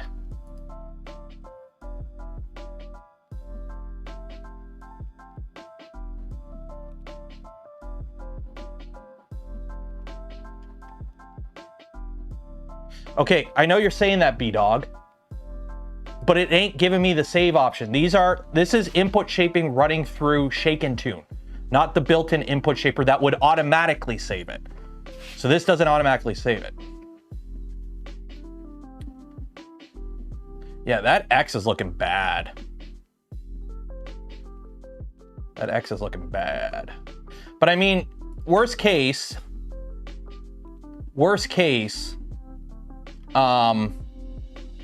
we just have ringing, right? Bad input shape. The worst that you get with bad input shape is ringing and rounded corners. The Y looks so clean. Look how clean that Y is. 44.4.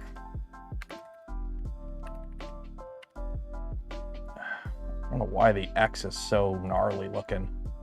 The X didn't look like this before. The X looked like this before. So the X went from looking like that to looking like this.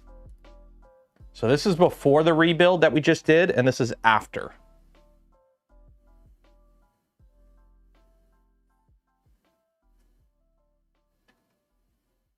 Let me double check. Let's go over the printer.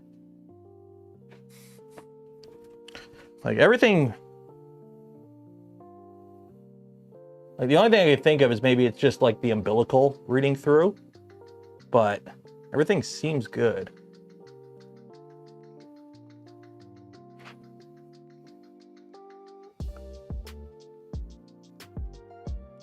Yeah. Oh, well, we'll just run with the values we got and we'll see what happens. The first spike. Do the inbuilt input shaper. I mean, we could do the input, like, here, watch. Close. Shaper. Calibrate. So this is the built-in input shaper.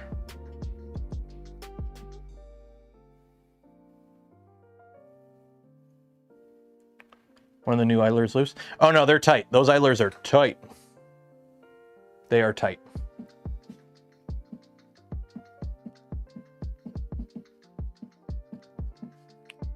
Yeah, the built-in shaper is not as good. Why is it not moving?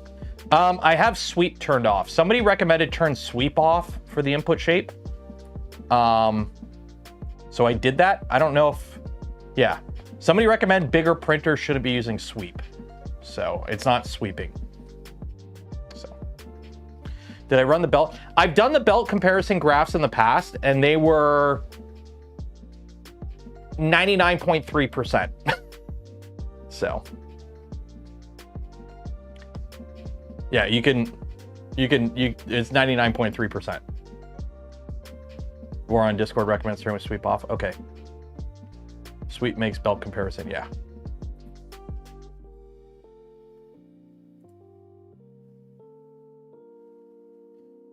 So we'll let it do this, and then I'm going to throw in a fresh spool of filament, and then we are going to print a cube that I've already sliced and printed before to see if this made any difference. So it's sweep, Core XY and sweep apparently is, it just doesn't, it doesn't work as good, so they recommend don't use it. Simple as that. Yep, we're still chasing the layer stacking issue. We've gone ahead and swapped out, we've unbelted the printer, cleaned all our pulleys because we had a bunch of shmoo building up. We've replaced our drive idlers, or drive pulleys, with newer ones of hopefully better quality. And now we've got it rebuilt, and now we're just rerunning an input shape, and then we're gonna print. So, FYI, you can enter your shaper in this instead of the edit site. Do not. I mean, it doesn't matter where it goes. So.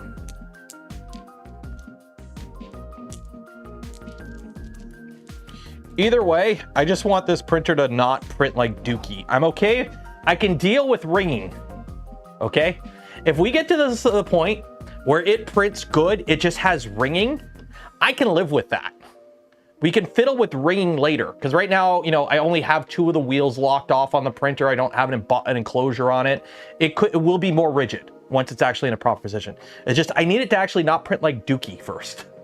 So.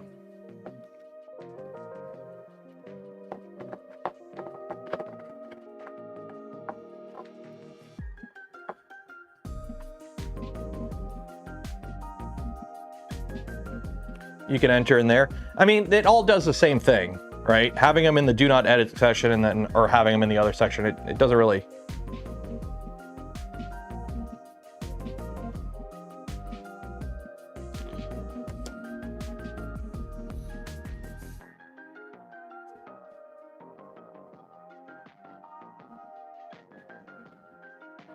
Because here's the thing, we're running the built-in input shape. I'm gonna hit save config, and then it'll just repopulate those values, so. It is what it is. I just want to get this printing right now, just so I can get a baseline to see if what we did anything. And if it didn't, I'm going to be very disappointed. Because this should at least do something, I'm hoping. What we did today should at least do something. So. I just want my printer to print things. So. Is what it is. Is what it is. Like the smash button, ring the bell, subscribe if you're not subscribed.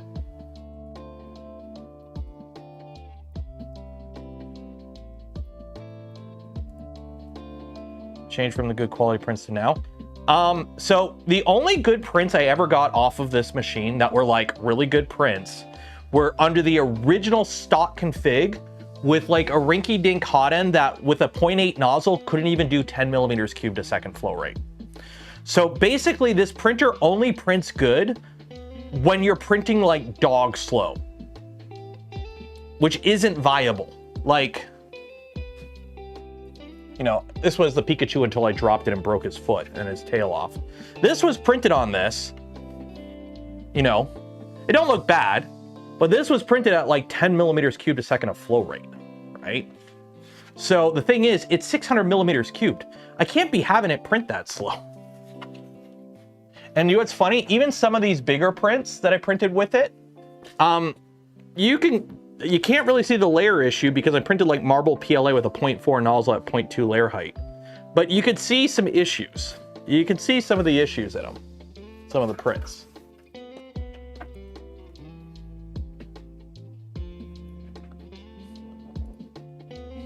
Okay. So according to this, what is it? I don't know. Let's see. Save config. Whatever.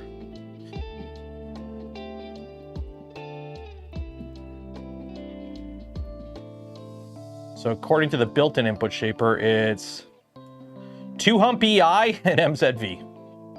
Okay, whatever. It's what we got. It's what we got. Home all. 220.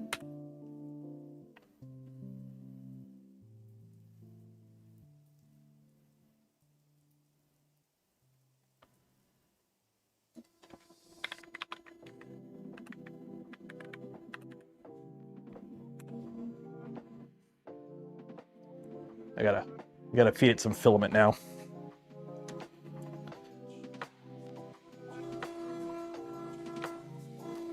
Okay, one of these is PET G, and one of these is PLA. That's PET G, that's PLA. Okay.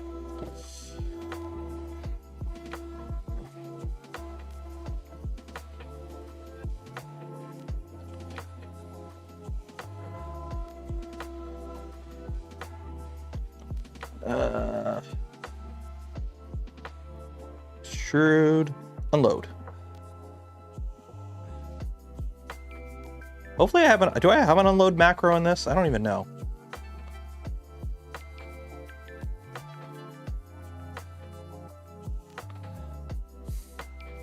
I don't even know if this has an unload macro. I think it does. It's heating up. It's going to 220. Hopefully I have an unload macro in here.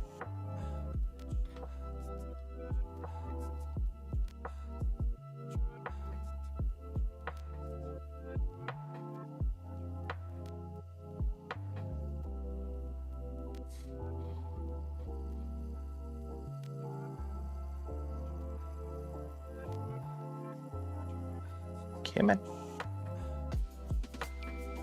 It's thinking.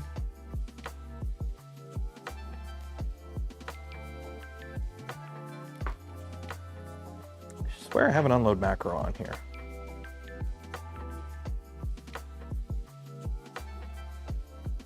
Maybe I gotta add an unload macro. Oh, no, it's doing something. Okay, it's feeding a little bit in. Ooh, okay.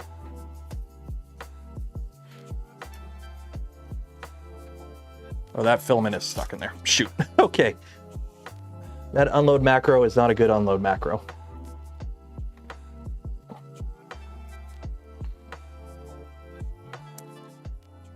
Yeah. We need to get a better unload macro. Okay, note to self. Better unload macro. It eats that filament out at a stupid high speed. Okay.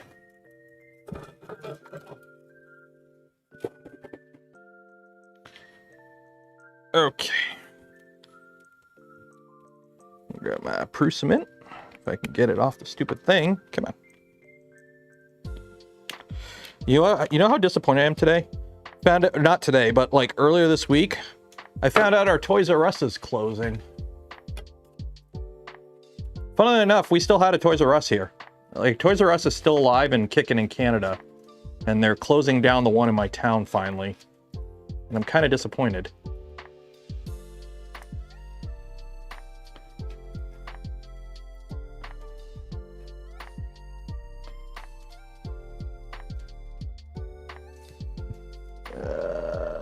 Distance 25, 5. Extrude. Okay. Sucking the filament in.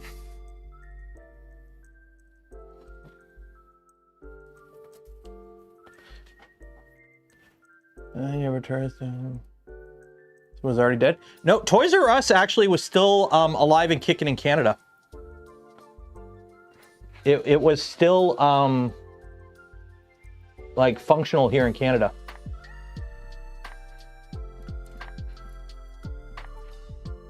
It went out of business in the US, but they managed to keep it alive in Canada for a couple more years, and ours just closed down. So I'm a little peeved because I actually kind of like Toys R Us. It was like, it was fun to bring the little guy there to just kind of, you know, go to Toys R Us. Rarely bought anything. It was all overpriced, but it was like, there's something to going to Toys R Us. Okay, classic, no ironing. Do I want to go counterclock? We'll go counterclockwise. Flow ratios are all 1. Strength, 3 walls. This is the same print settings we've been using this whole time. Slice. Yes, I know it's a big cube, but this is what I've been using as our ISO standard test print on this machine. So we're going to keep going at it. I don't want to change the variable.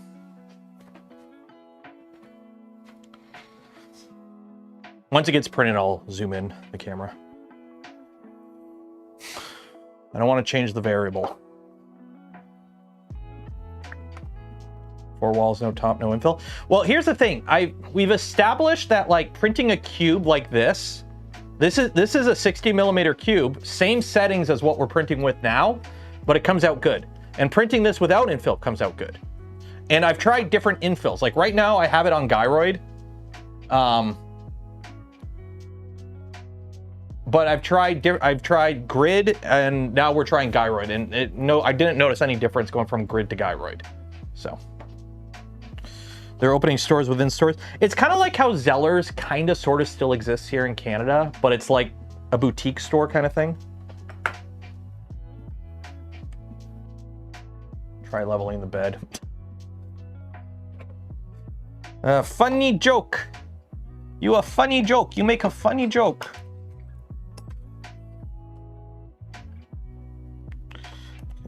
Put this last.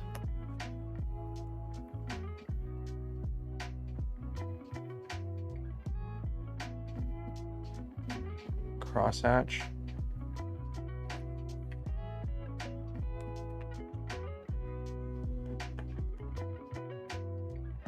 Private equity is horrible. There has never been a company that I know of where private equity was a benefit. Like, again, I work for a company that got bought out by private equity and it went to shit.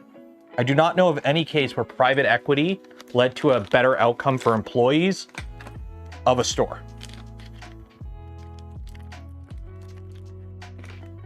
Like, all it is like, hey, what we're gonna do is we're just gonna bleed this company dry for profit and then sell it off. Like, it's never a good sign. The only people that like private equity are the shareholders.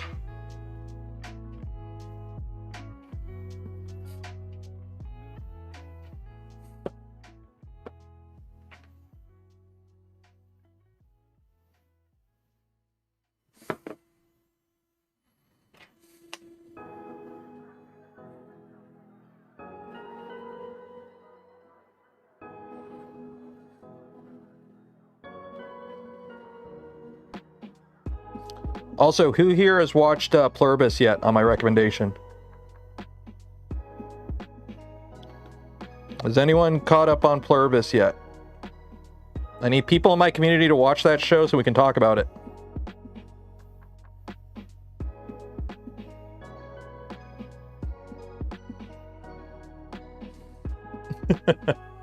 Consume the media so we can partake in the media together. Haven't watched episode 3? It's so good. It's so good.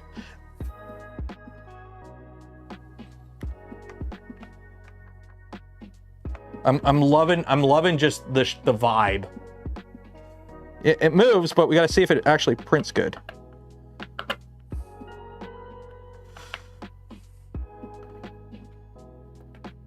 Need to watch it.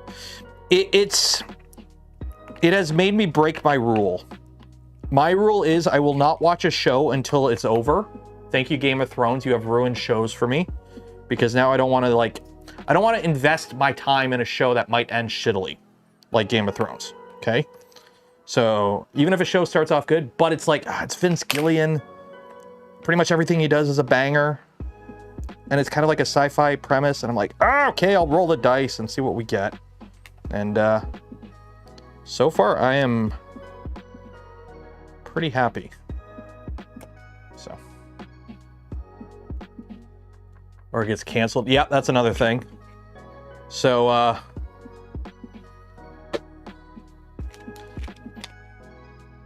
here we go. Here we go. It's printing.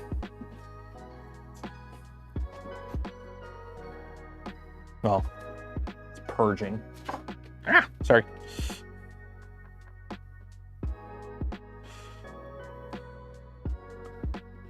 Why won't you? Oh, we gotta unlock that. So we can rotate. There we go.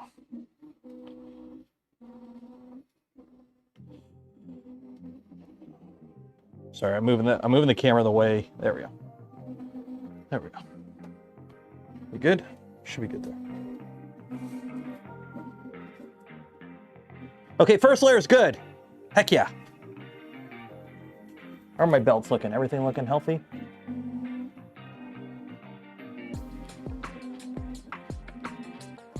Everything's looking healthy. I wish I had a lathe.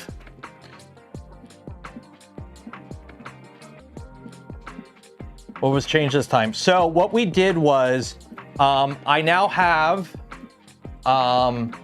toothed idlers on the XY joints.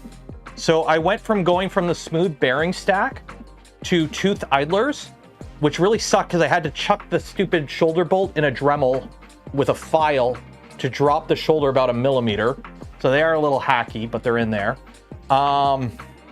And then also we replaced our drive pulleys, with better ones that fit the shaft a bit better, and they have more clearance. So even if there is like slight misalignment with the belt, it shouldn't be rubbing on the flange at all. And we also cleaned everything because there was a lot of shmoo buildup back there in the AB motor mounts, in like the belt coffin area. There was a bunch of shmoo buildup that we cleaned out. So.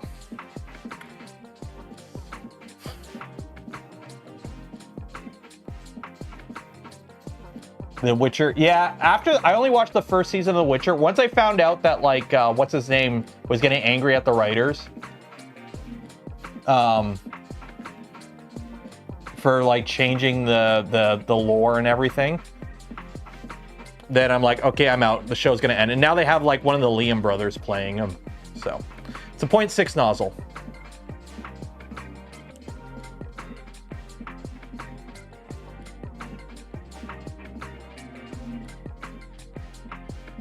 Because the writers ran out of source material. Are you talking about Game of Thrones?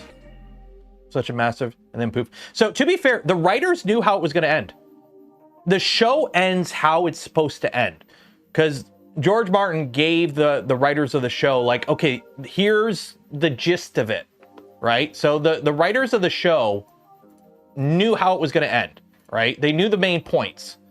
But they were able to, like, you know, they had the freedom to make up some of their own thing. The problem is the writers of the show wanted to end it so quickly because they were like supposed to get this big deal with Disney to do a Star Wars show and all that. And TLDR, they basically didn't care at all for the last 2 seasons. And they just ended it so horribly that it's like, it basically killed the vibe.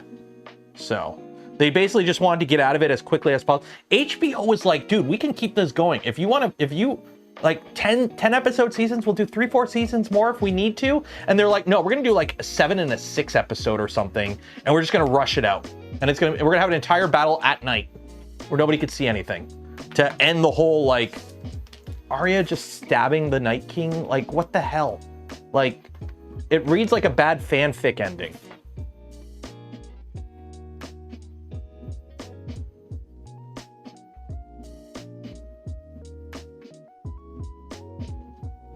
Yeah, Game of Thrones. Yeah, so ever since Game of Thrones, I've made it a point that I will not invest in a show until the show is either a couple seasons in and it's going really good, and it seems to have a decent, head on its shoulders running the show, or the show's already over.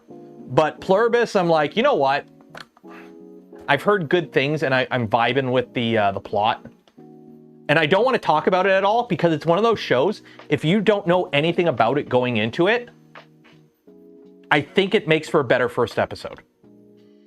Like, if you do not know what the plot is about, I think it makes it a lot better for that first episode. I haven't watched any of Stranger Things. I've never watched Stranger Things. Because Stranger Things, I heard the first season was good. I heard the second season was pretty good. And then I think it was around season 3 or 4. I was like, oh, I should probably watch it. And it had like a bad season. And I'm like, maybe I'll wait till it's over. So. Lots of boogers on the print. Yeah, the first layer is a little too close, but the flow rates for the different layers aren't set up. Like, I usually under extrude the first layer. Like, I usually smush the first layer in, but under extrude it.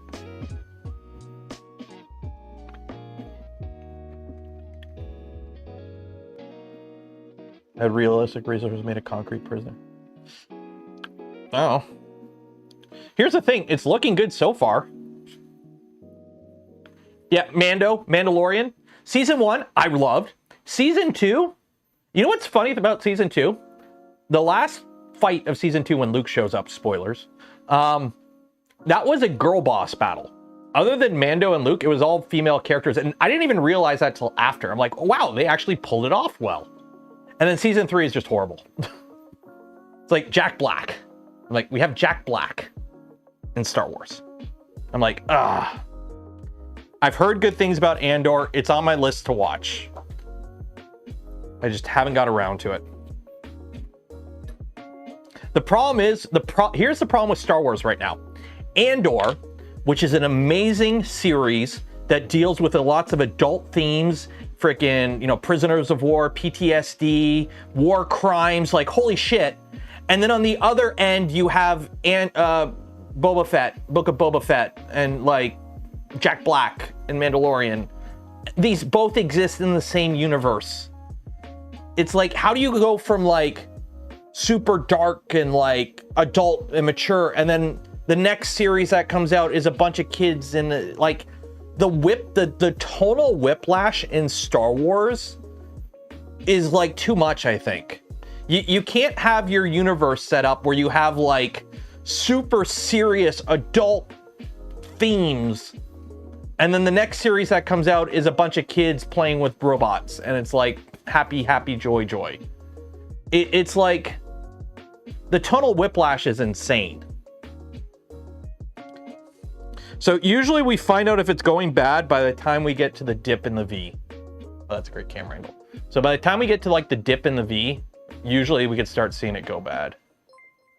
So.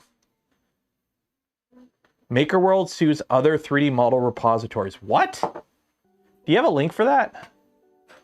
MakerWorld is suing another model site? Which one?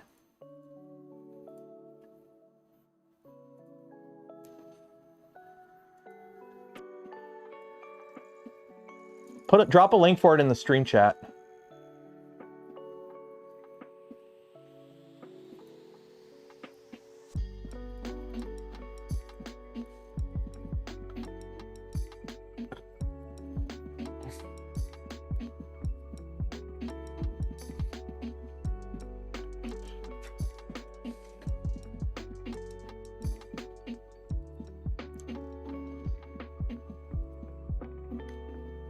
MakerWorld. I do love how you know, what is it, like a month after Alan Mandic built his Voron themed PC, and it's on printables, and it's a very popular thing on printables right now. And it's like, cool, he made a 3D printer using he made a PC enclosure using a bunch of 3D printed parts, and it's Voron themed, and it's a totally unique idea, and it's very clever. Bamboo runs a, hey, let's make a 3D printed case on MakerWorld contest. It's like, hey, wait a minute. I've seen this one before.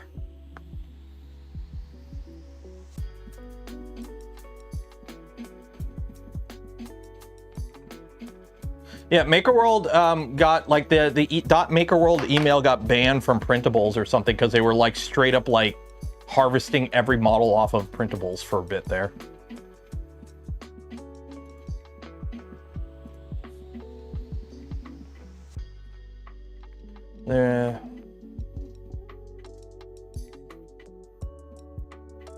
Is there any beef with Mandic in the name? Like, Mandic, really? I don't think there's any beef with the name. Like, I can see if, you know, Mandic, if you have like a 2-year-old brain, or you have a very, very, very insecure sort of self, you could have a problem with that, but that's his last name. His name's Alan Mandic. That's his name. So his website being Mandic, really, that'd be like, you know, I'm not going to tell you my last name because you don't need to know it, but, you know, my first name's Taylor. That'd be like Taylor Creations. It's like, wow, it's my name in a word. Oh, the Voron computer case. Yes, I think he was asked to change that because it's like a lot of people thought it did have something to do with Voron. And it's like, we're already having enough issues with Voron and companies basically like just using the name in promotional product. Cough, cough, Soval. Luckily they corrected it. But companies have just like used it. You know, it's like, at least ask us first and like, don't be a dick about it. And with Alan, it's nothing like, it's more just like, we got to check a box kind of thing, I think. I'm honestly, to be fair, for full disclosure, anytime something with Voron is involved with companies or other people in 3D printing, I do not involve myself at all. Like, when it comes to Voron, because I am a content creator and I talk to companies as a content creator and I talk to other creators as a content creator, anytime Voron does anything in regards to other companies or other, I excuse myself, conflict of interest type thing. I don't get involved with that shit because it's like I have a bias, I guess you would say. So ooh.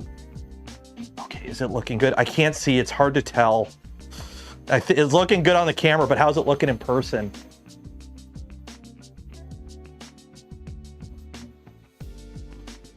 I think it's good, but I can't tell for sure.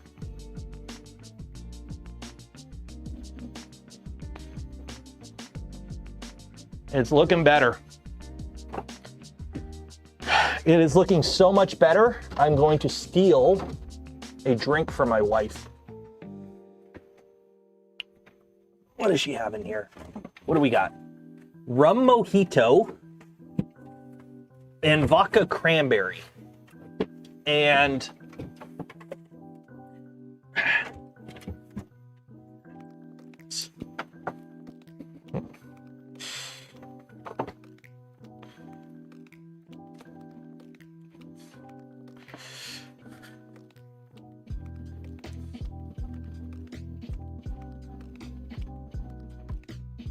Black Fly Pina Colada. I have the nose hair. I'm 37 years old, man. When you hit a certain age, hair just starts coming out of places.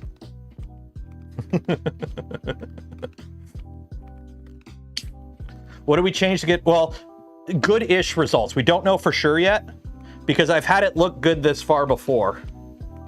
But we changed from smooth bearings to tooth bearings on the, or smooth idlers to tooth idlers on the XY joints. So instead of this being a smooth bearing stack, it's now tooth idler. We've also replaced the drive bearings or the drive gear on the motors. We went from these pulleys, which for 9mm belt only have like 0.5 millimeters of clearance. So we went to ones that have like 11 millimeters of clearance. They also fit the shaft tighter. We also ground a flat on the shaft because these shafts aren't D-locked. So we ground a flat on the shelf. We also cleaned up a bunch of schmoo. We also refloated the entire gantry with all the belts loose. So we cracked all the joints in the entire gantry, let everything make sure it was home, nothing was binding, and we retightened everything up. Then we tightened the belts up, retuned the belts, redid input shape, and now we're doing. So we basically gave it a once over. We gave it a once over. So.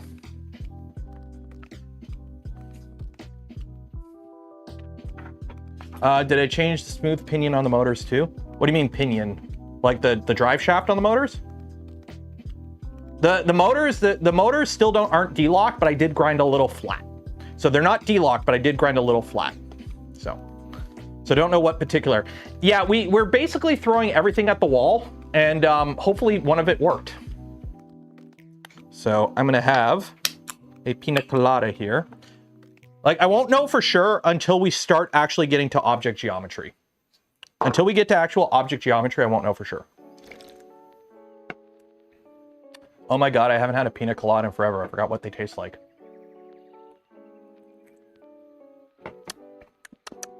Not too sweet. Black Fly Pina Colada, rum mixed drink. Smoke them if you got them. Why don't all motors have D shafts? Because it is actually better to not have a D shaft. Fun fact. When you D shaft a motor, one, the motor is more likely, the shaft is easier to bend. Okay. Two, it is harder to ensure that your drive gear that you put on is actually concentric. So you have more issues with concentricity. And you actually, this is one of those weird things, I think you technically get better grip with properly torqued grub screws. I think you technically get more grip. Also, they balance better at high speeds. So it's one of those things, D shafts are better and easier to use for the majority of people, but once you get above a certain point, they are impactful. So I can see a little bit of a line there.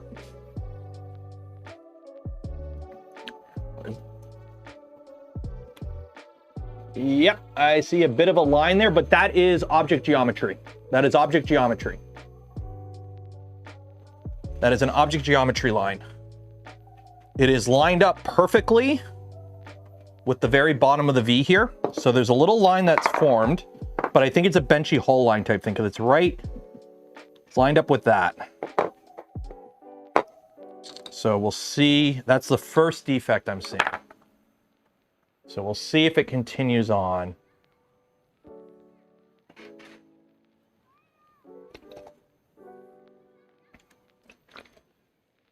Some people heat shrink pulleys onto shafts. Yeah, when I did mold making, there were times when we had to put like pins and stuff, and to ensure that it wouldn't come loose, you would literally machine it undersize. So you would ensure that you would machine the pin like the hole is 3 inches and the pin that goes in the hole is 3 inches, 3 thou. So it's 3 thou or whatever oversized. And then you take that pin and you put it in a bucket of like dry ice essentially. And you leave it in a bucket of dry ice for a couple hours. And then you take it out of the dry ice and you shove it in there really quickly. And when it comes back to temperature, it ain't never coming out. Well, you have to machine it out.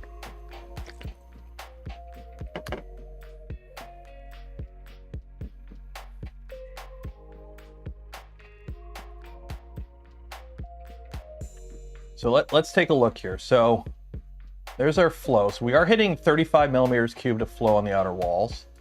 Speeds are consistent for everything.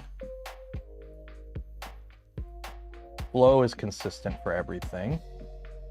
Layer time. We do have this little bump of layer time in the middle.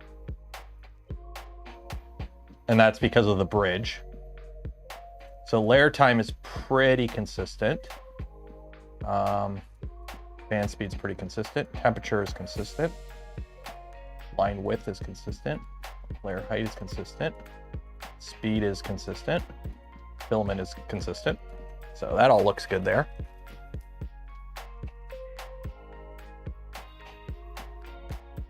This is the best it's looked yet.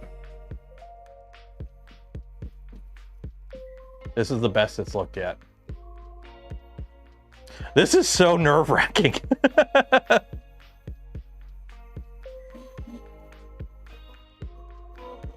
No, I think we're getting it. I think we're starting to get some wobbles. I think we're starting to get some wobbles.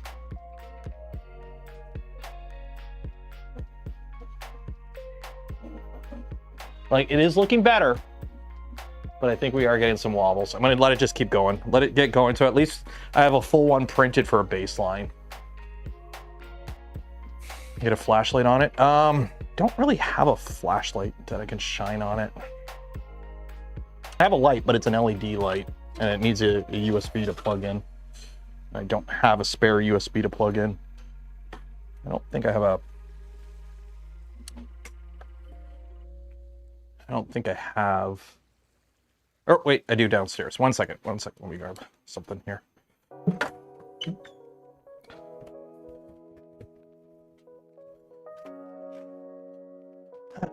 Let's grab my power supply.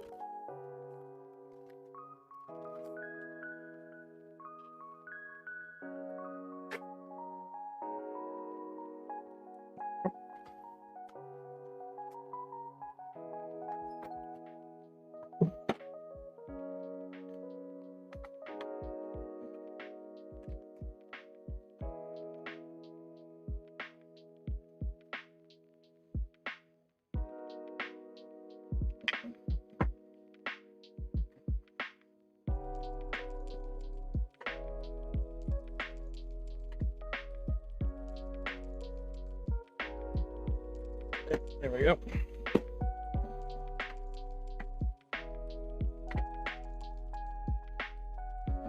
Like, it is looking better. It is looking better, but not as good as I'd want it. It is looking better with known gate belt. These are Gates belts. These are Gates belts.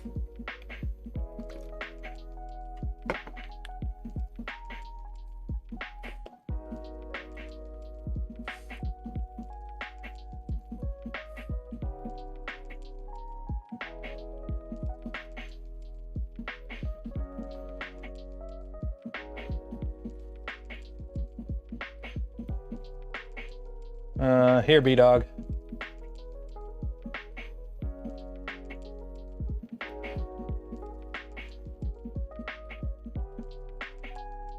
There's the cube G-code.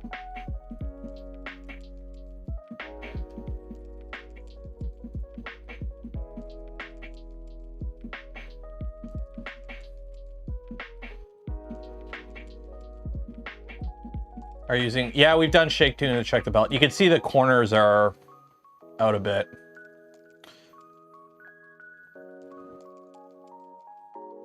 Did you not make a roll as it is?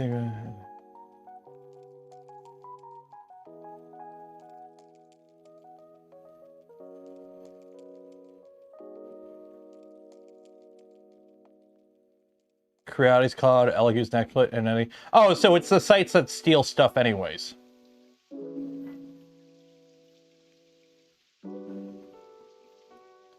So this is why I hate, you know, every company needing to have their own like thing. It's like they're suing them over a model that is obviously a copywritten product. Like, you stole our Pikachu, and then Nintendo's gonna just come out and just, you know, flop their lawyer down and be like, yo, hello.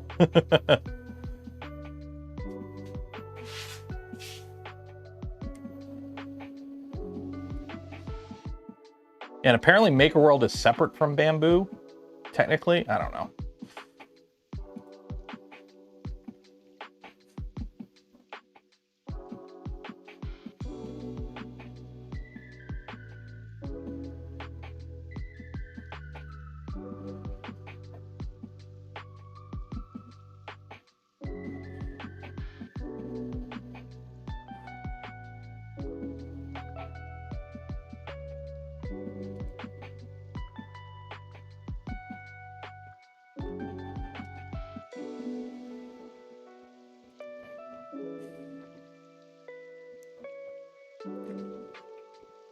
The left corner, yeah, you can see it.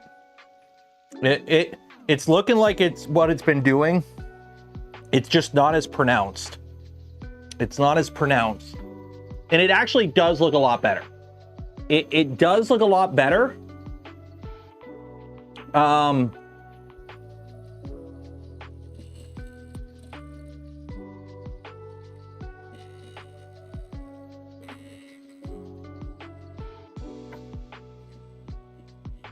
One of my fans is going crazy here.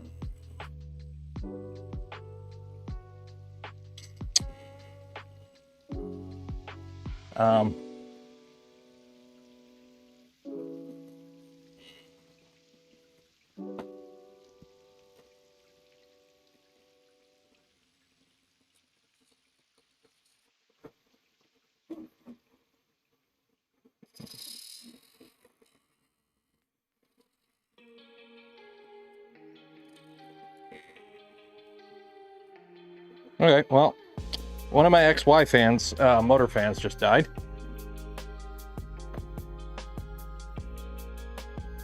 So hopefully I don't really need those fans that much.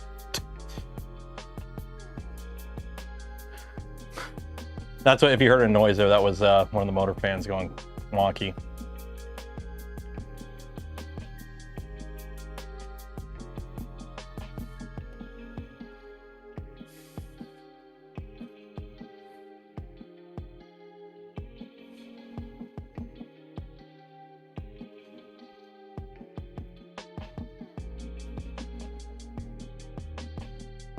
Yeah, the motor fans are garbo.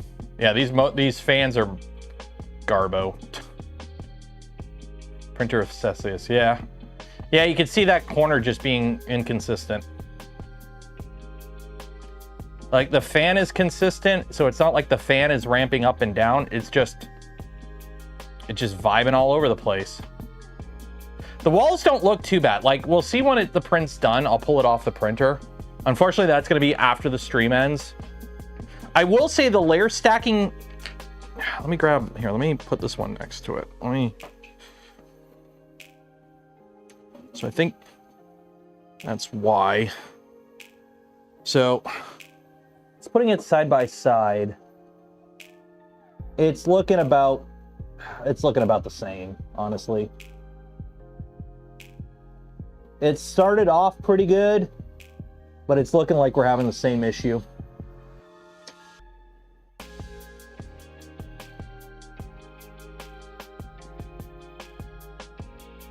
Yeah, it's looked like we're having the same issue.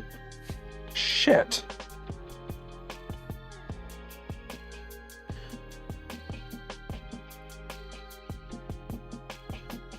Yeah, you could feel it. It's got... So, what was the other... Somebody was saying infill, try different infill. What infill should we try here? What would be an infill that would be less rectilinear?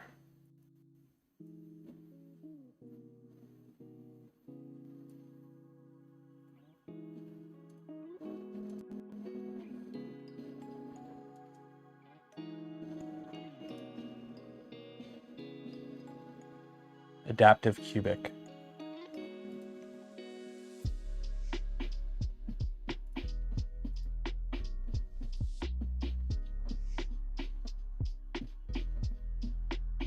Here, I'll try adaptive cubic. I've tried a different slicer. I have a cube that I printed on Prusa. I spun up a Prusa slicer profile. I spun up a Prusa slicer profile. See it right here. I didn't rename it, but it's for 600. And it's same issue. In fact, the Prusa slicer looks a little bit better because it prints slower. It does the cube in about 2 hours, but it still has the exact same issue. Infill overlap. What is infill overlap? Infill wall overlap. 25%, which I think is normal.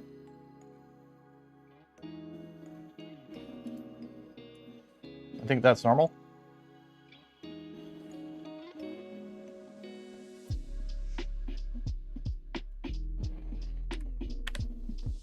Drop that down. Okay. 25 is stock Orca, yeah.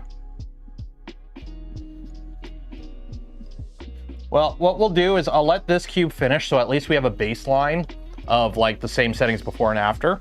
And then what I'll do is I'll try this cube after tonight, see how it does.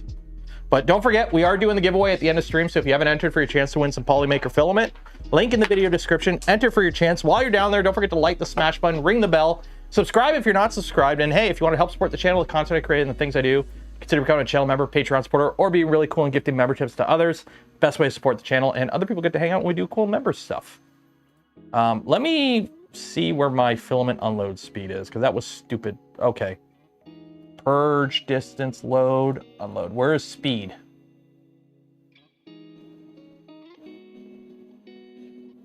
Variable unload. Where is...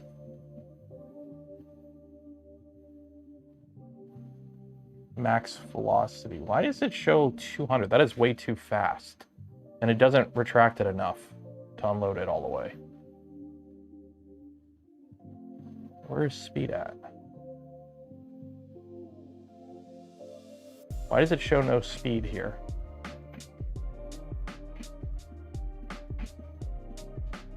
Purge, fast distance, minus F max. Yeah, it's an orbiter on it right now. It's making noise. Why is it making noise? Oh, cube's loose. Cube's loose. Cube's loose. 1 second.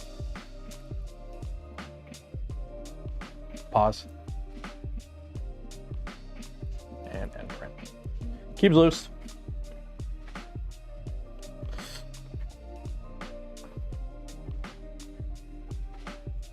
Yep, it feels exactly the same. It feels exactly the same.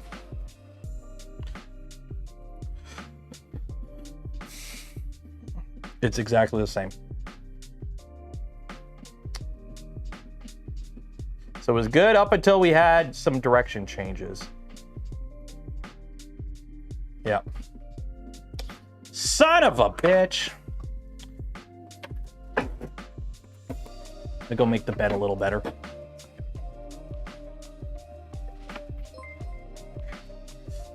Oh, well, there's your problem, fun. Cheers, Andrew. Change wall order. I've tried changing wall order. We've tried inner, outer, outer, inner. It did nothing. Changing wall order didn't change anything. We've tried printing inner before outer, outer before inner. It did nothing.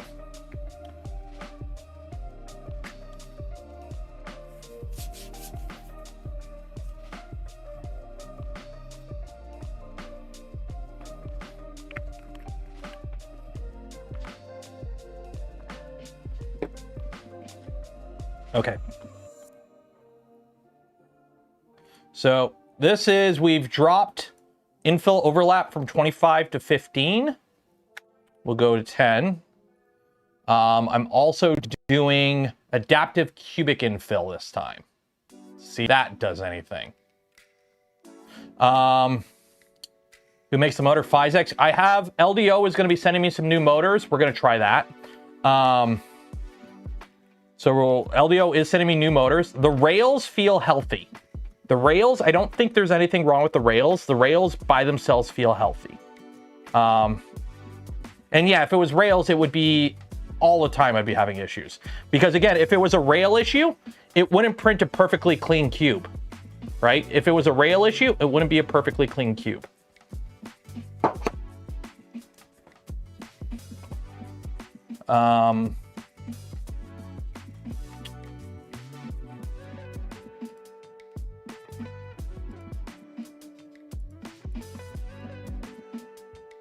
Let's try this.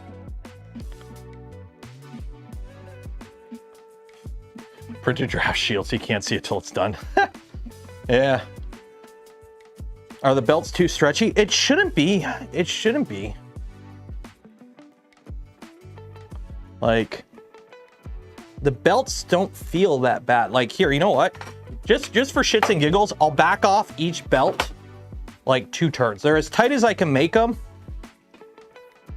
But you know what? Just for shits and giggles, I will back the belts off. Yes, I know this is going to screw up the input shaper value. I don't care. 1, 2, 1, 2. Just in case the belts were like too tight. I don't think that can be a thing, but whatever. Let it do its thing. Yeah, they're 9mm belts. Have we done a vase mode? Yep, I've done a vase mode print. Vase mode came out fine. Vase mode came out fine. And this plain cube with the exact same settings came out just fine. So this cube with the same settings that prints the doggo this, prints a perfectly good clean cube. It's just the moment I'm printing something with geometry, my layer stacking just turns into Muhammad Ali, just starts going back and forth, just going back and forth. And I'm like, and it's not shifting because everything is still geometrically accurate. So it's literally just going, and it's also doing it front to back too. And I'm like, I've put an indicator on the tool head. The tool head has like a thou of play, which is 0.0025 millimeters of play. So the tool head's solid. Everything moves beautifully by hand. When I'm moving everything around by hand, it moves beautifully. It's just something is funky when it's printing stuff with geometry.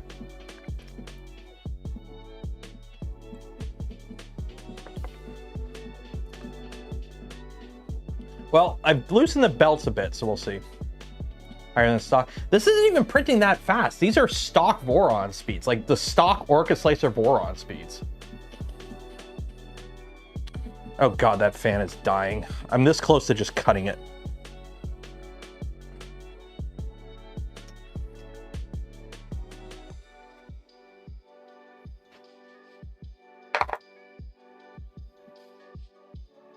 Gantry have plane? Nope. It only shows up in the XY when we print stuff with geometry. It is super annoying. It is super annoying.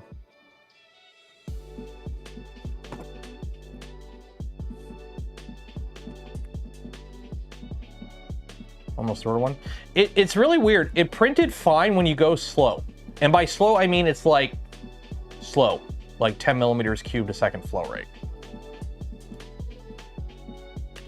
I think you have a motor shaft problem. Well, we just checked them. The motor shafts are straight. They're not bent.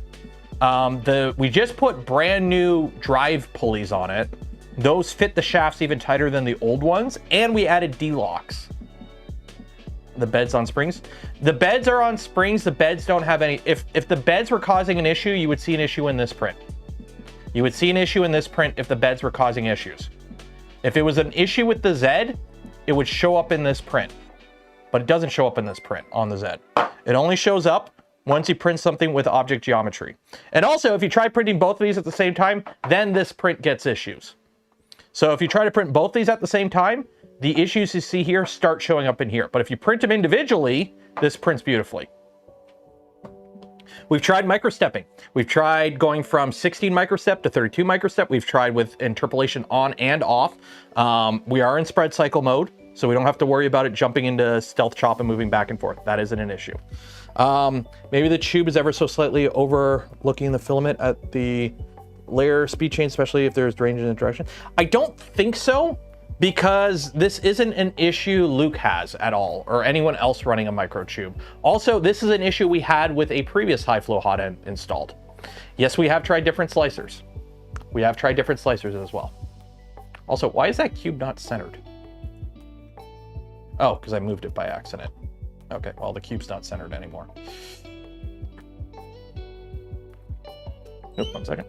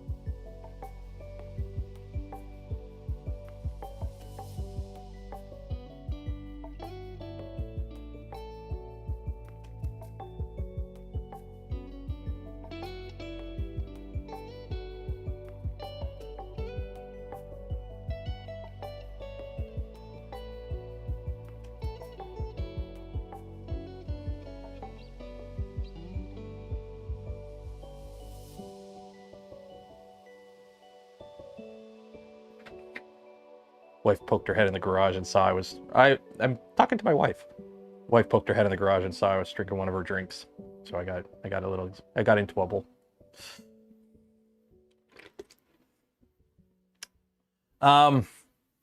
Different power supply. I don't think power supply would be causing an issue. I don't think a power supply would be causing this kind of issue. I don't even know how a power supply would be causing an issue like this. Because,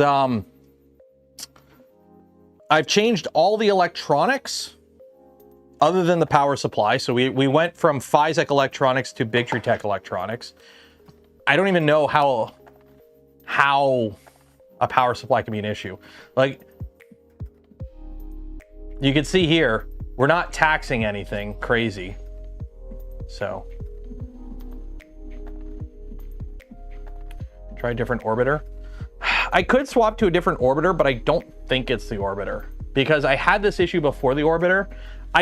You know what? I'll try it tomorrow. I'll swap to a different orbiter tomorrow. But like, I checked the gear on here. Everything's tight. It's like nothing's loose. So, like, are the belts rubbing on the wider pulleys? I don't believe so. Let me check.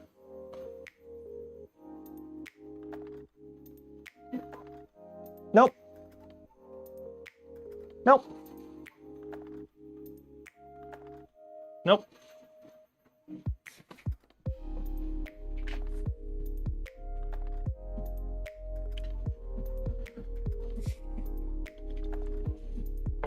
Well, we swapped out the Finalizing electronics because the CAN bus system died.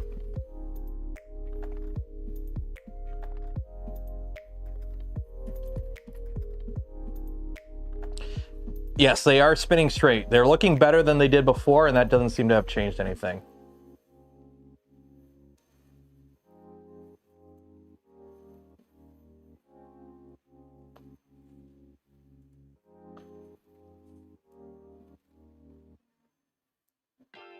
Yeah, it's shifting. It's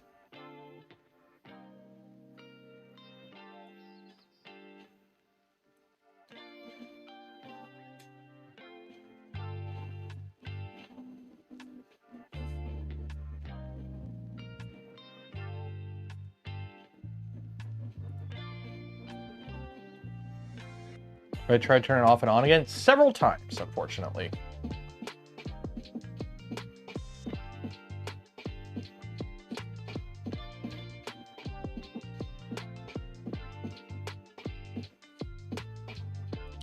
$5160s, 2 amps. They're Finalizing motors. They're designed to run at 2 amps with 5160s. That's what the stock config is, so.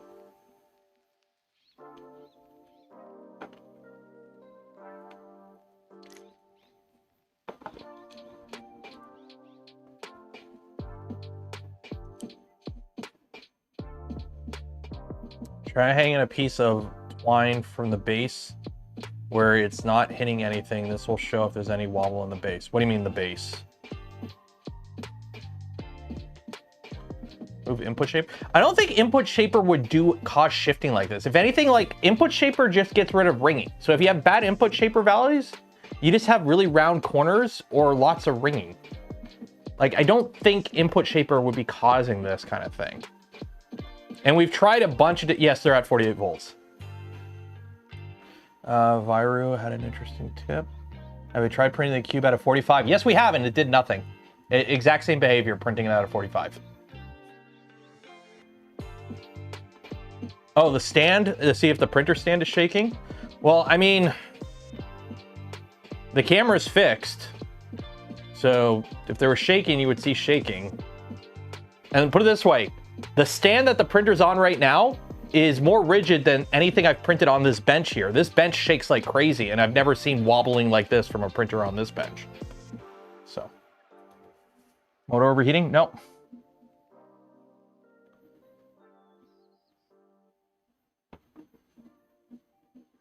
Try it. Yep. I've printed one of these cubes at half speed. It still had the issue. It wasn't as prevalent, but it still had the issue, and that's printing at half speed. And I don't want to be printing at half speed. There's no point in trying to band-aid the solution by making the printer not print the way I want it to print.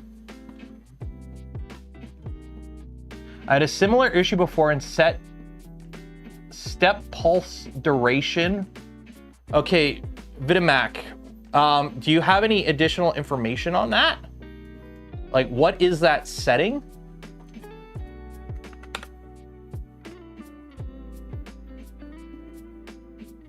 What is that setting?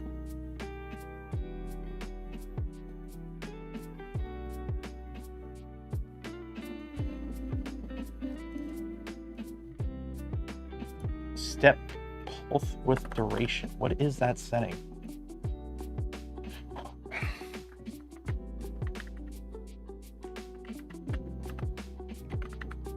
The minimum time between the step pulsing and the hollowing unstep. This is used to set the minimum time between. The default is that. Routines that are configured and default is that.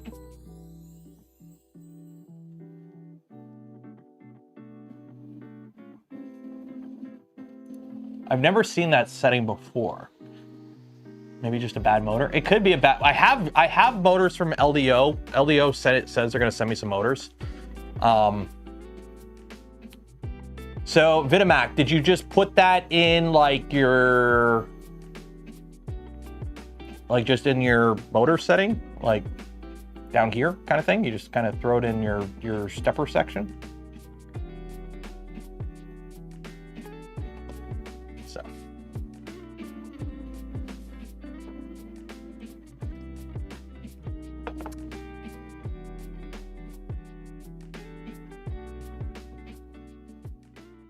step per section. And you were basically like, just to confirm, your prints had issues like this, where it was shifting back and forth on the X and Y, and adding that got rid of this issue?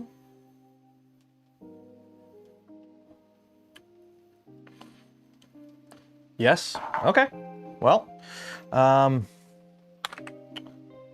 there for X and Y. Save. Well, we'll see how this print goes. If we start getting the issue, I'll pause it, or I'll cancel the print, and then we'll start over with this new setting to see if that did anything.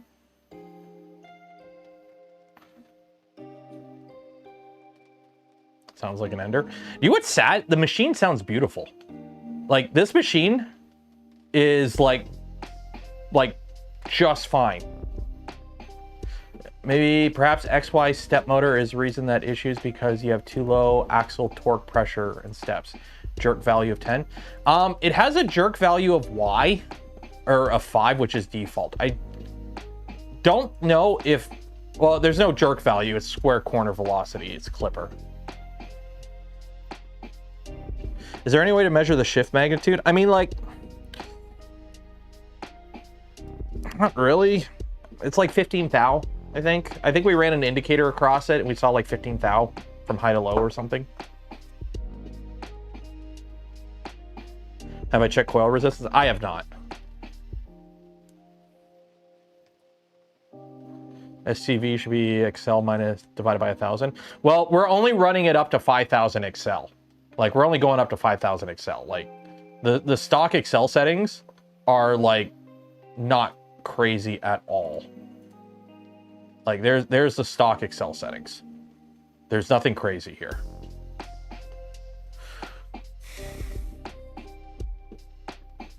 Is your machine running better after part swap? No, we're still having the same issue, I think.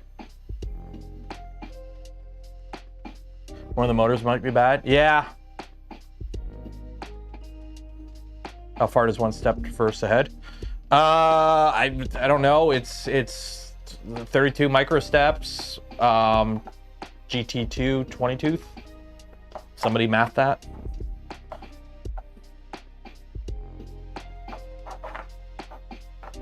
What do you mean zero out? Like, set all these to 0? Okay.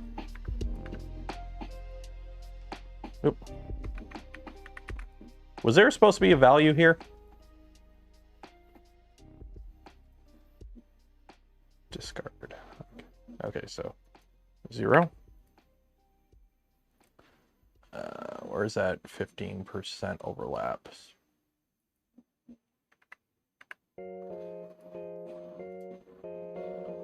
Okay. Don't change too many things. YOLO, change it all.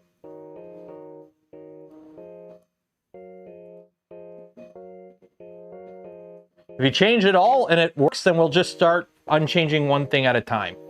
If I'd rather get it working and then go from there. It's like, hey, it's working. Okay, what can I turn back on? Okay, we're doing the Apollo 13 thing here. Okay, we have limited power, so we're just gonna make it work, and then we'll make it beautiful after. Okay.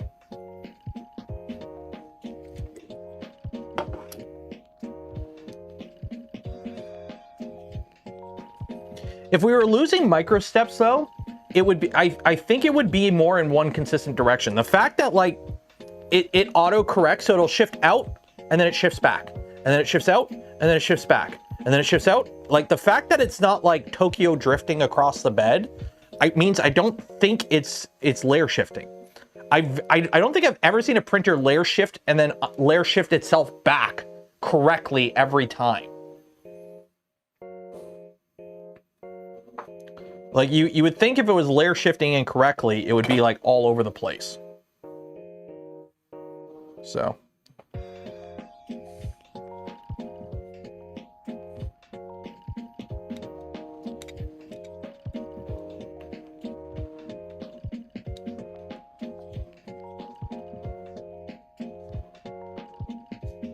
Stacked offset, yeah. Did I change the nozzle? No, I still haven't changed the nozzle yet. Belt stretch, yeah. Like it could be bouncing. It could be bouncing. Yeah, it could be bouncing. The belts could be bouncing. Like here, let me actually go take a look at it.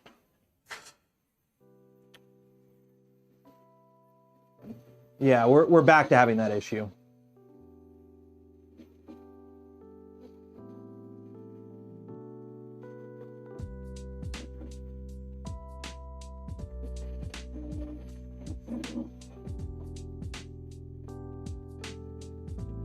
Yeah. The issue is back.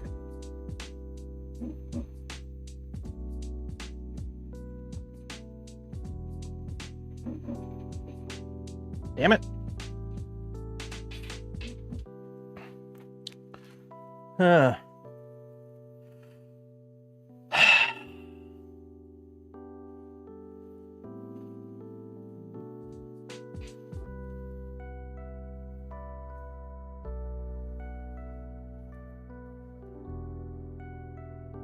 Crack printed part? There are no printed parts on this machine.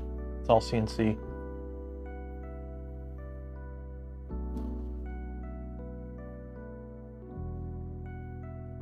Machine isn't rigid enough. Could be, but it feels pretty solid. Like it does feel pretty solid.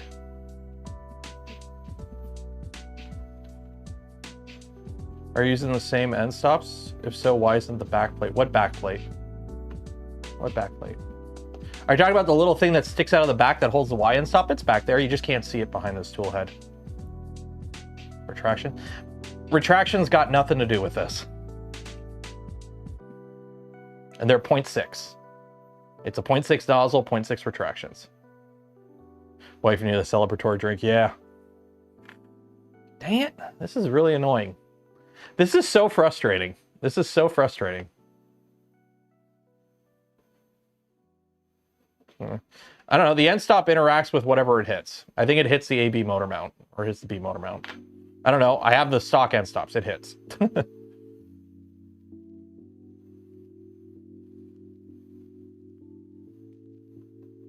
The side plates. The enclosure on this machine isn't structural.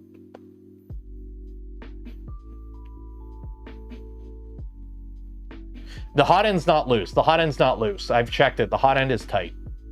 The hot end is not loose.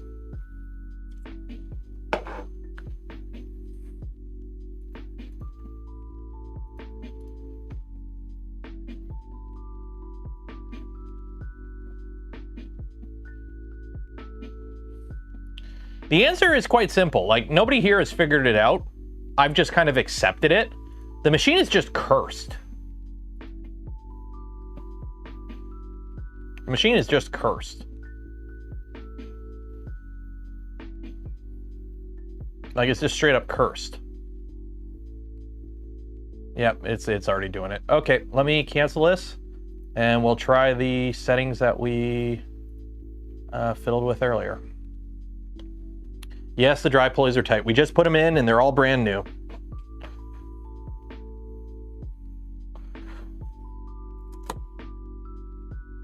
I mean, to be fair, this is the best one so far, but you can see.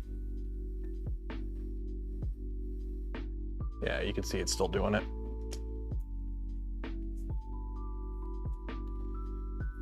Okay, so let's do these new settings.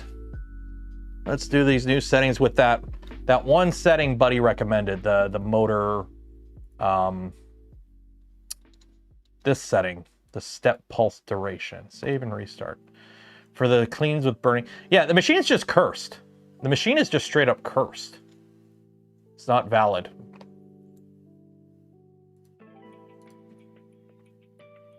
Oh, it goes in stepper X. I put in the wrong section.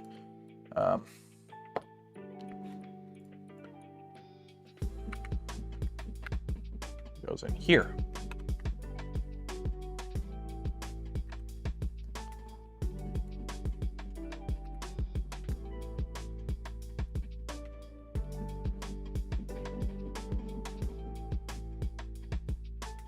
Sage. I was just gonna get Keanu Reeves back and see if he okay, and we also have the jerk is overridden, so Let's prepare, put it back in the center of the bed. There we go. Base plate. Print, upload and print.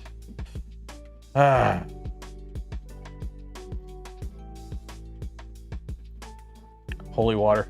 I need holy water, a priest. I would say some sacrificial versions, but I think that's a little faux pas nowadays.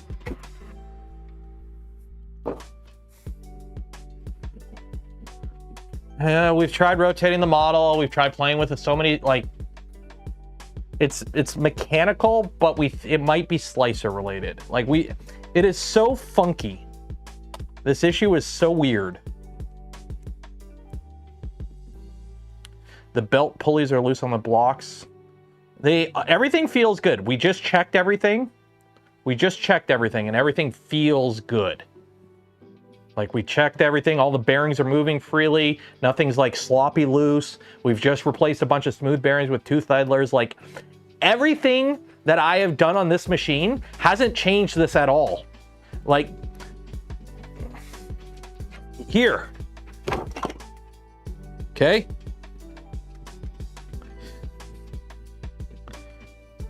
This is the cube from the beginning. It's you can't see because of the light. Yeah, you can see it still has the issue. Everything we have done hasn't solved anything. Nothing has been solved. Like, this is the one I just took off. Like, nothing has improved. So, level the bed and check the U-stops. If you tried rotating 45, if another person says rotate 45, I'm gonna get a 45. You're like the 45th person to recommend rotating at 45. It was one of the first things we checked. Yes, we've played with temps. We've played with temps. We've played... Oh, I gotta go stab that fan. 1 second. I'm just gonna cut it off.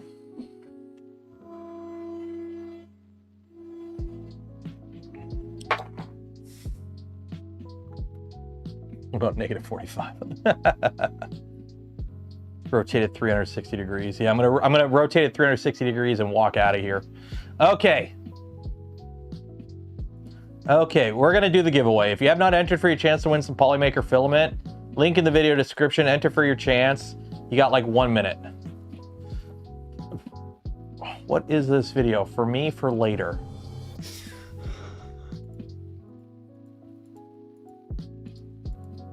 I don't know what that is. I'll watch it later.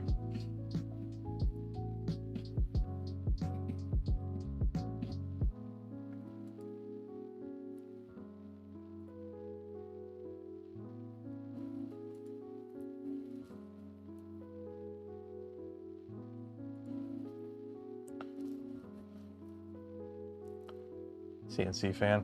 There's fans on the motors, and one of them just rattles like crazy. I need a pin message. I used to have a piece of cardboard with like everything we've tried. Okay, let's do this giveaway. Let's do this giveaway. Link to sheet, create, publish, no more responses, save, copy that, names, A, Control V, Control that, file, save. Okay. Let's open up Marbles and do this giveaway.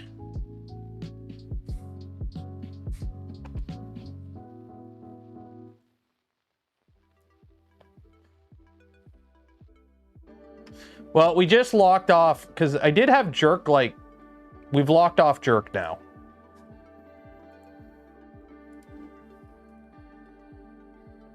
Oh God, that stupid fan. Oh, clear, open. Okay, so we got 234 people. Random, bots, 234. 1 second, I gotta take care of a fan.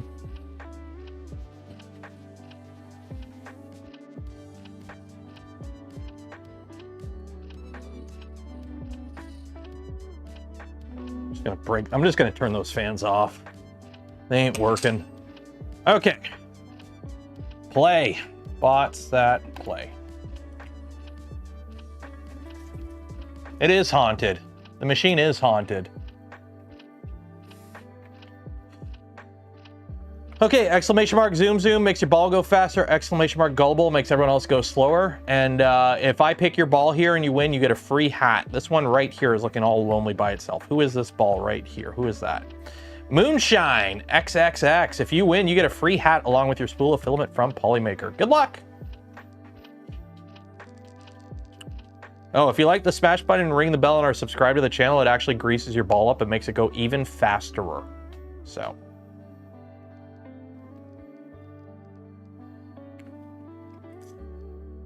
How's that first layer going down? That's going down.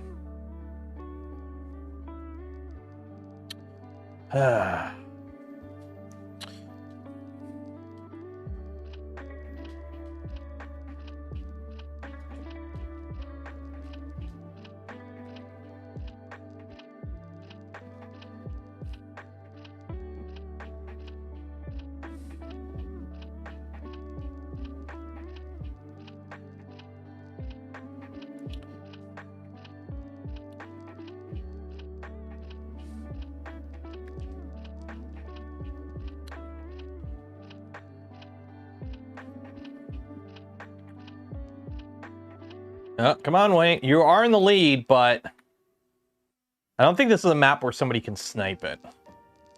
So you might be lucky here, Wayne, if you can hold on to this lead. But don't get your hopes up, because Wayne. We got a filter at the end, so you're losing momentum, though. Spice King's catching up. And Kurt's on your back. It's going to come down to momentum here. Or who's gonna be the lucky and fall through the hole first? Somebody who wasn't even competing. Shahid V. Isn't that the Emperor from Dune? Shahid V. Congratulations.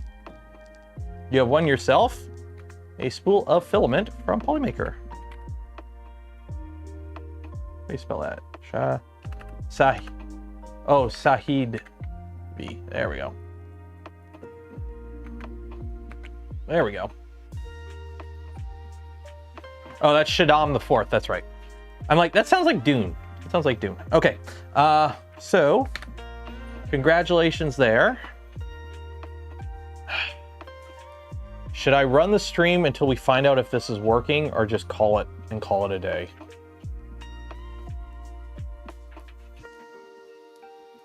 Should I run the stream until we find out if this is working or not? Or should I just say screw it and call it?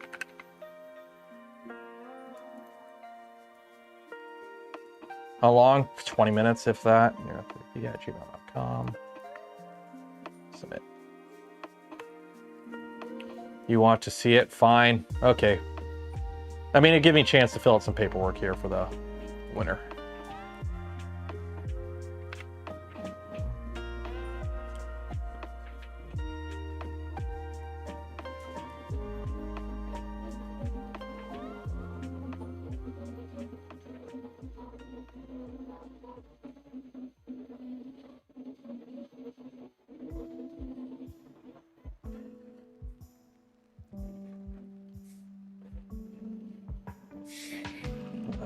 More sent.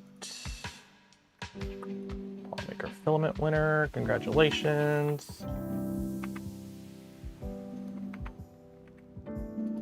Just need the email, the reference code, send that. Bing, bang, boom. Sent. There we go. Okay.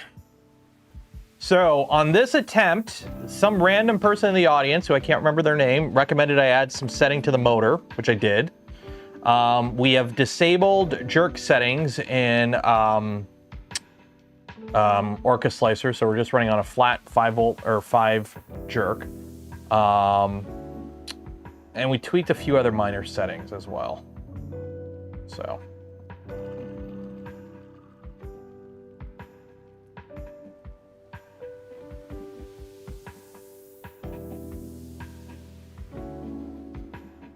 Well, we don't know what setting will fix it. Or even if it is fixed.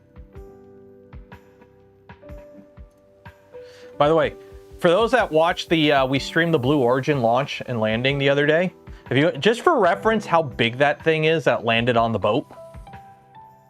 Those are people next to it. So if you're wondering how big it is, those are people next to it. So. And the stupid fan is dying, and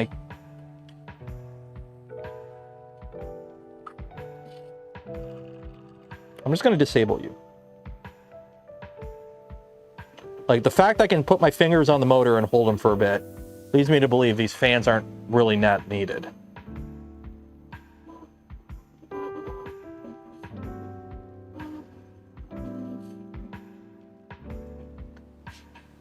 Like, if you could put a couple fingers on a motor for more than 10 seconds, and it's warm, but you can keep your fingers on it for more than 10 seconds, the motor's not too hot.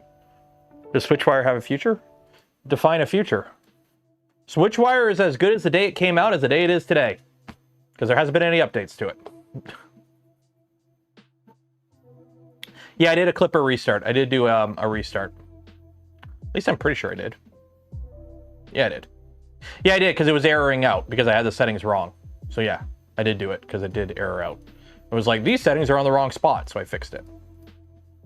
But if we have time tomorrow, if not tomorrow, Monday, let me see here. Some more goodies came in for project build a 1970s Steam Deck. So I've got a battery in. So we're able to run this on a battery. So this is running entirely on a battery. We have the screen kind of almost to the point where I'm happy with it. I am waiting on tomorrow. I have a amplifier coming in and a speaker. So hopefully we can get some speakers going on this over GPIO. And then that means the last thing we have to do is figure out controls for this and design and print a case. So that might be tomorrow. So.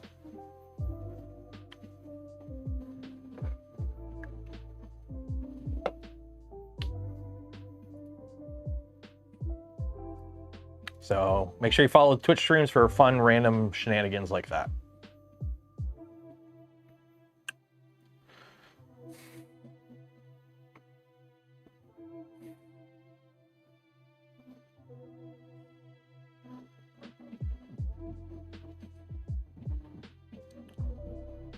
Curious, do you change the charge? How do you charge those batteries?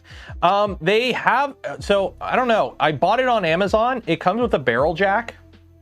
Let me find it here. 3000 milliamp hour 12S or 12 volt. This is the exact battery I bought here. So it comes with a barrel jack and it comes with a charger, so I can plug it in.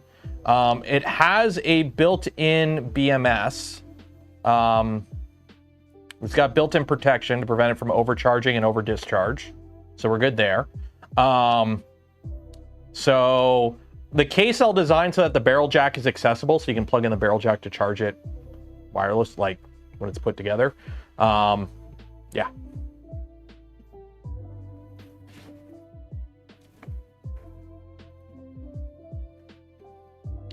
We need a Discord channel called Tenacious T for all the updates you put on this. Oh God. If it's something stupid like having that one setting or the jerk setting, and it just prints beautifully now, I'm going to be a little disappointed. Like, here's the thing. I want it to be fixed, but then it's like, okay, fixed, we just got to tweak it now. If it's like one setting that I need to adjust, that I should have adjusted, and it would have been fine, and all we've done so far is like for nothing, and it was like, oh, I just needed to turn off jerk in Orca. But the thing is, I had the issue in Prusa Slicer. I had the issue in Prusa Slicer. So Prusa Slicer still had the issue. So maybe it was that motor setting, because if it's the motor setting that Buddy told me to use, I'll be happy with that, because that's a setting I didn't know of. So we'll see. But yeah, it's too early to tell. Too early to tell. Gotta get like at least 25% into the print.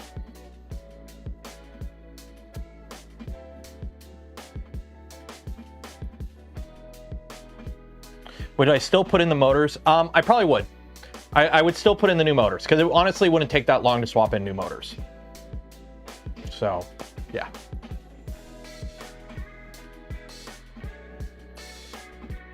like just to unplug the old motors. Hopefully the pins are the same, so I can just just unplug, drop in, put in.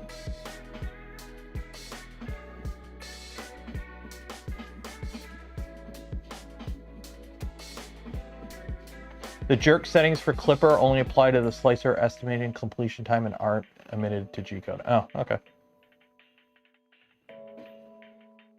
What LDO motors? LDO Kraken motors. These guys.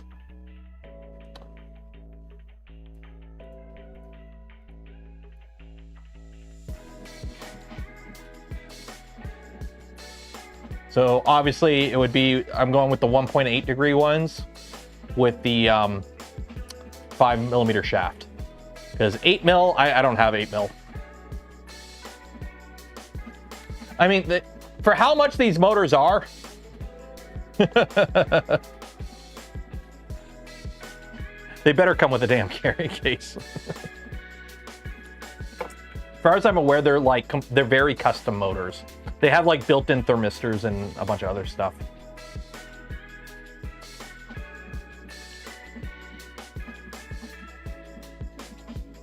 Like they are boutique premium motors, and that's a pack of 5.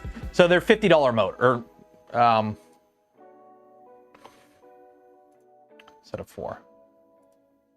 They're $75 each. It is looking better on the camera. It is looking better on the camera.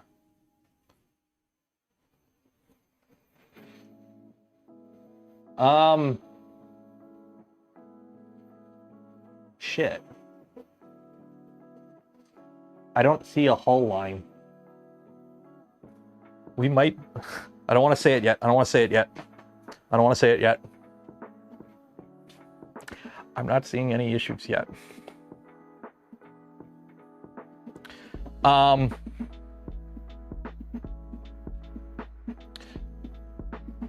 jinx it. I know, don't jinx it. We changed a few settings. We turned off all jerk settings in Orca. We also added this. Somebody in chat, I can't remember who it was, but somebody in chat is like, I had this issue on my machine and I added this step pulse duration setting and it fixed it right away. And I'm like, okay, I'll add it. I'll see if it's listening. So we'll see.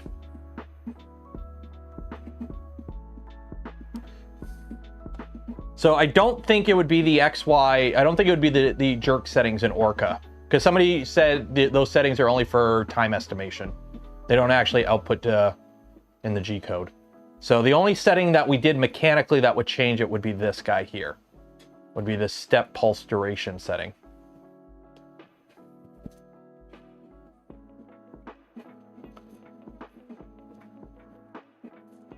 I'm gonna sleep like a baby tonight.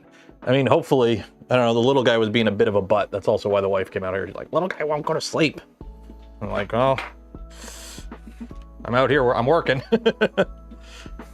I hate doing that, where it's like, I'm out here and it's like, I'm home. I can go inside and be like, go to bed, Calvin.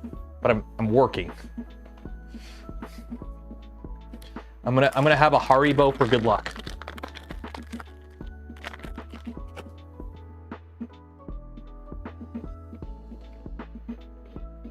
I'm using a Kraken. The board is a Kraken.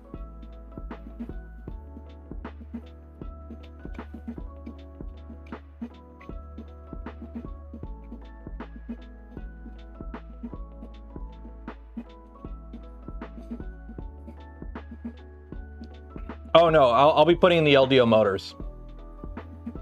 If I get those motors, I'll be putting them in. This stupid machine, no offense, don't want to anger the machine god. This has delayed like 3 or 4 videos, okay? I was supposed to do, I wanted to do a video on the tube. I put the tube in this machine, the tube compact, specifically because this is probably the only machine I have that could fully utilize it. Big machine, big fat nozzle, that could use all the flow rate. Haven't been able to do a video on the tube because of this. I was gonna do a video for Halloween. I was gonna print a bunch of skeleton stuff to put in my front yard. I was gonna use a bunch of the Pet G, print some bones, do them in my yard, make a little video. I wasn't able to do that because this machine was down because I wanted to print them big. The astromech droid, that video is completely waiting on this machine. Also, I wanted to do a video on all the upgrades on this machine because we put in a Big True Tech Kraken, the EBB 36 Gen 2, the Tube Compact. So there's like 4 videos that I wanted to do on this channel in the past month or so that were entirely reliant on this machine. And instead, we just have been doing this.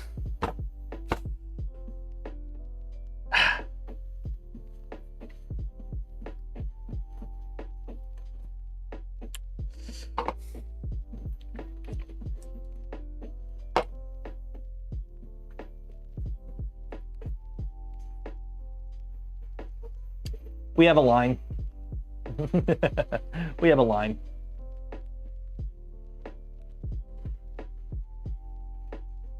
Just one though, so far.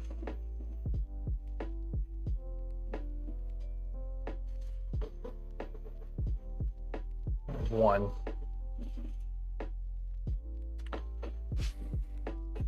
Let it go for a bit longer. You jinxed it.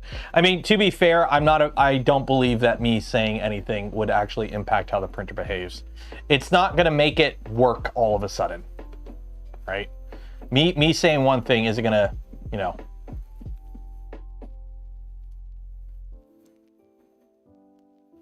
It does look considerably better. It does look considerably better.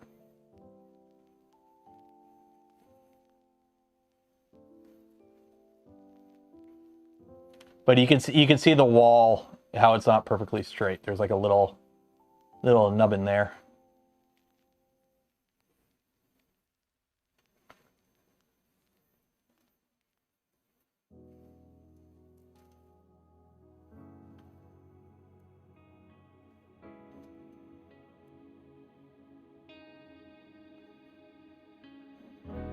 The thing spammed in chat. Oh, those totally work. Totally.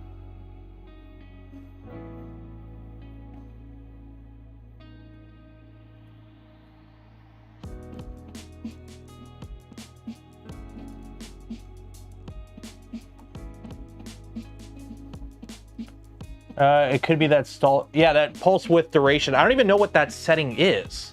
Like, I don't know how to find out if what that actually impacts. Like, I don't know that step pulse width duration. I have no idea. Like,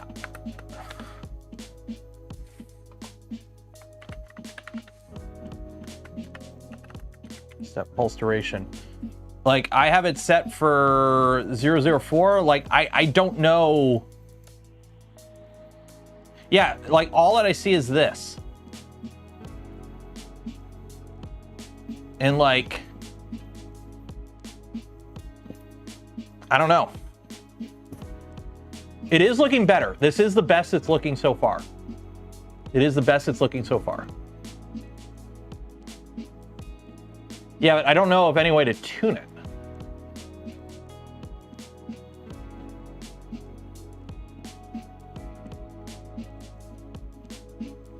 Like, if you know, like right now it's such a low value going to 0.0005, or should I, you know, take off a 0? Like, I know it's a timing thing. I just don't know how to adjust it and what directions and whatnot. Like, what is the proper way to tune that? Do the pulleys help? Not really. They helped a little bit, but the issue's still there. Try bumping it down, up and down by 1 or 2. Like, go from like 0.04 to 0.05, or like taking off a 0 and like bumping it up 1 0, or dropping it 1 0.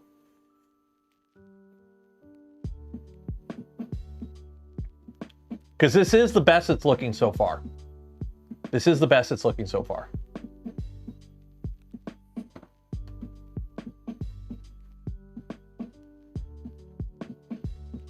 Default is 2. It's better to at 4, so go to 5 or 6. Yeah, that's a good point. Well, I've been building them about, maybe, I don't know. I haven't been doing a lot of CNC stuff. Just change that last digit. Okay, so I'll change it from 4 to 6. Because if 2 to 4 made a big difference, Like it is still doing it. It's just nowhere near as pronounced. You know what? I'm gonna let it finish this full cube.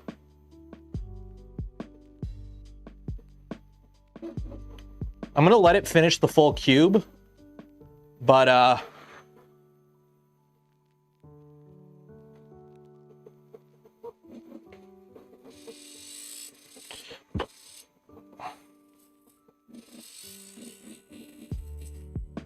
stupid fan. I'm turning off those motor fans. They're not working. Those motor fans are not working. Fan. Is there a way to turn off A, B fan? No, I can't turn them off there. Machine. Fans. A fan and B fan.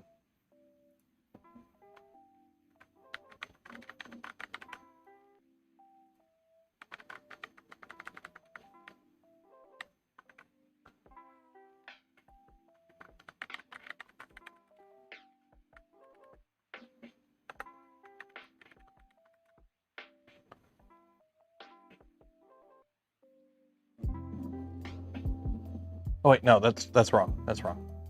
Don't save. Wrong fans. A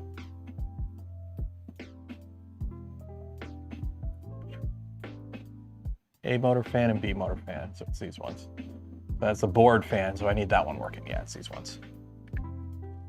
That one, that one, that one, that one, that one, that one, that one.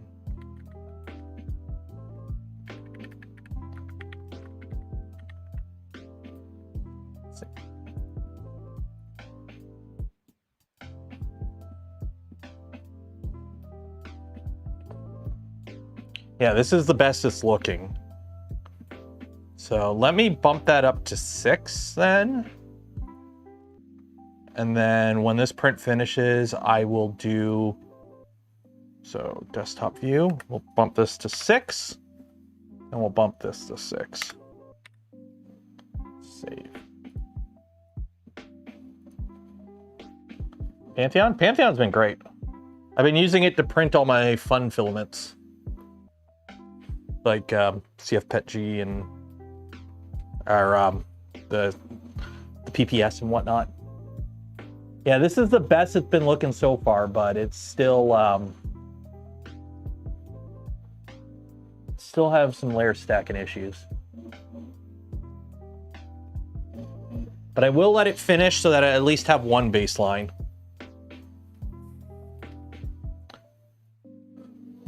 It does look a lot better. It does look a lot better. Next print if the cube is good. If the cube is good, I need to go back to actually, I gotta recalibrate everything. I need to recheck my flow rates. I need to like go and double check everything, tune the actual printer, make sure my profiles are good then, because we've been playing with everything. And then we need to go back and actually like get this machine operational printing stuff to do stuff with. That one's good. That's good. Good. That's good. I've got all the arms glued up for the whatchamacallit build. I don't know why I have 12 tubes. I don't know why I have extra tubes. But I have extra tubes. So anyways, I'm gonna call it there. I'm exhausted. Need to be adjusted to the long range of the wire. Maybe. Yeah, so we're gonna call it there. Tuesday will be a Delta Flyer build stream. So we're gonna continue on with the Delta Flyer build on Tuesday. We could actually put stuff together instead of just put heat sets and stuff. So that'll be fun.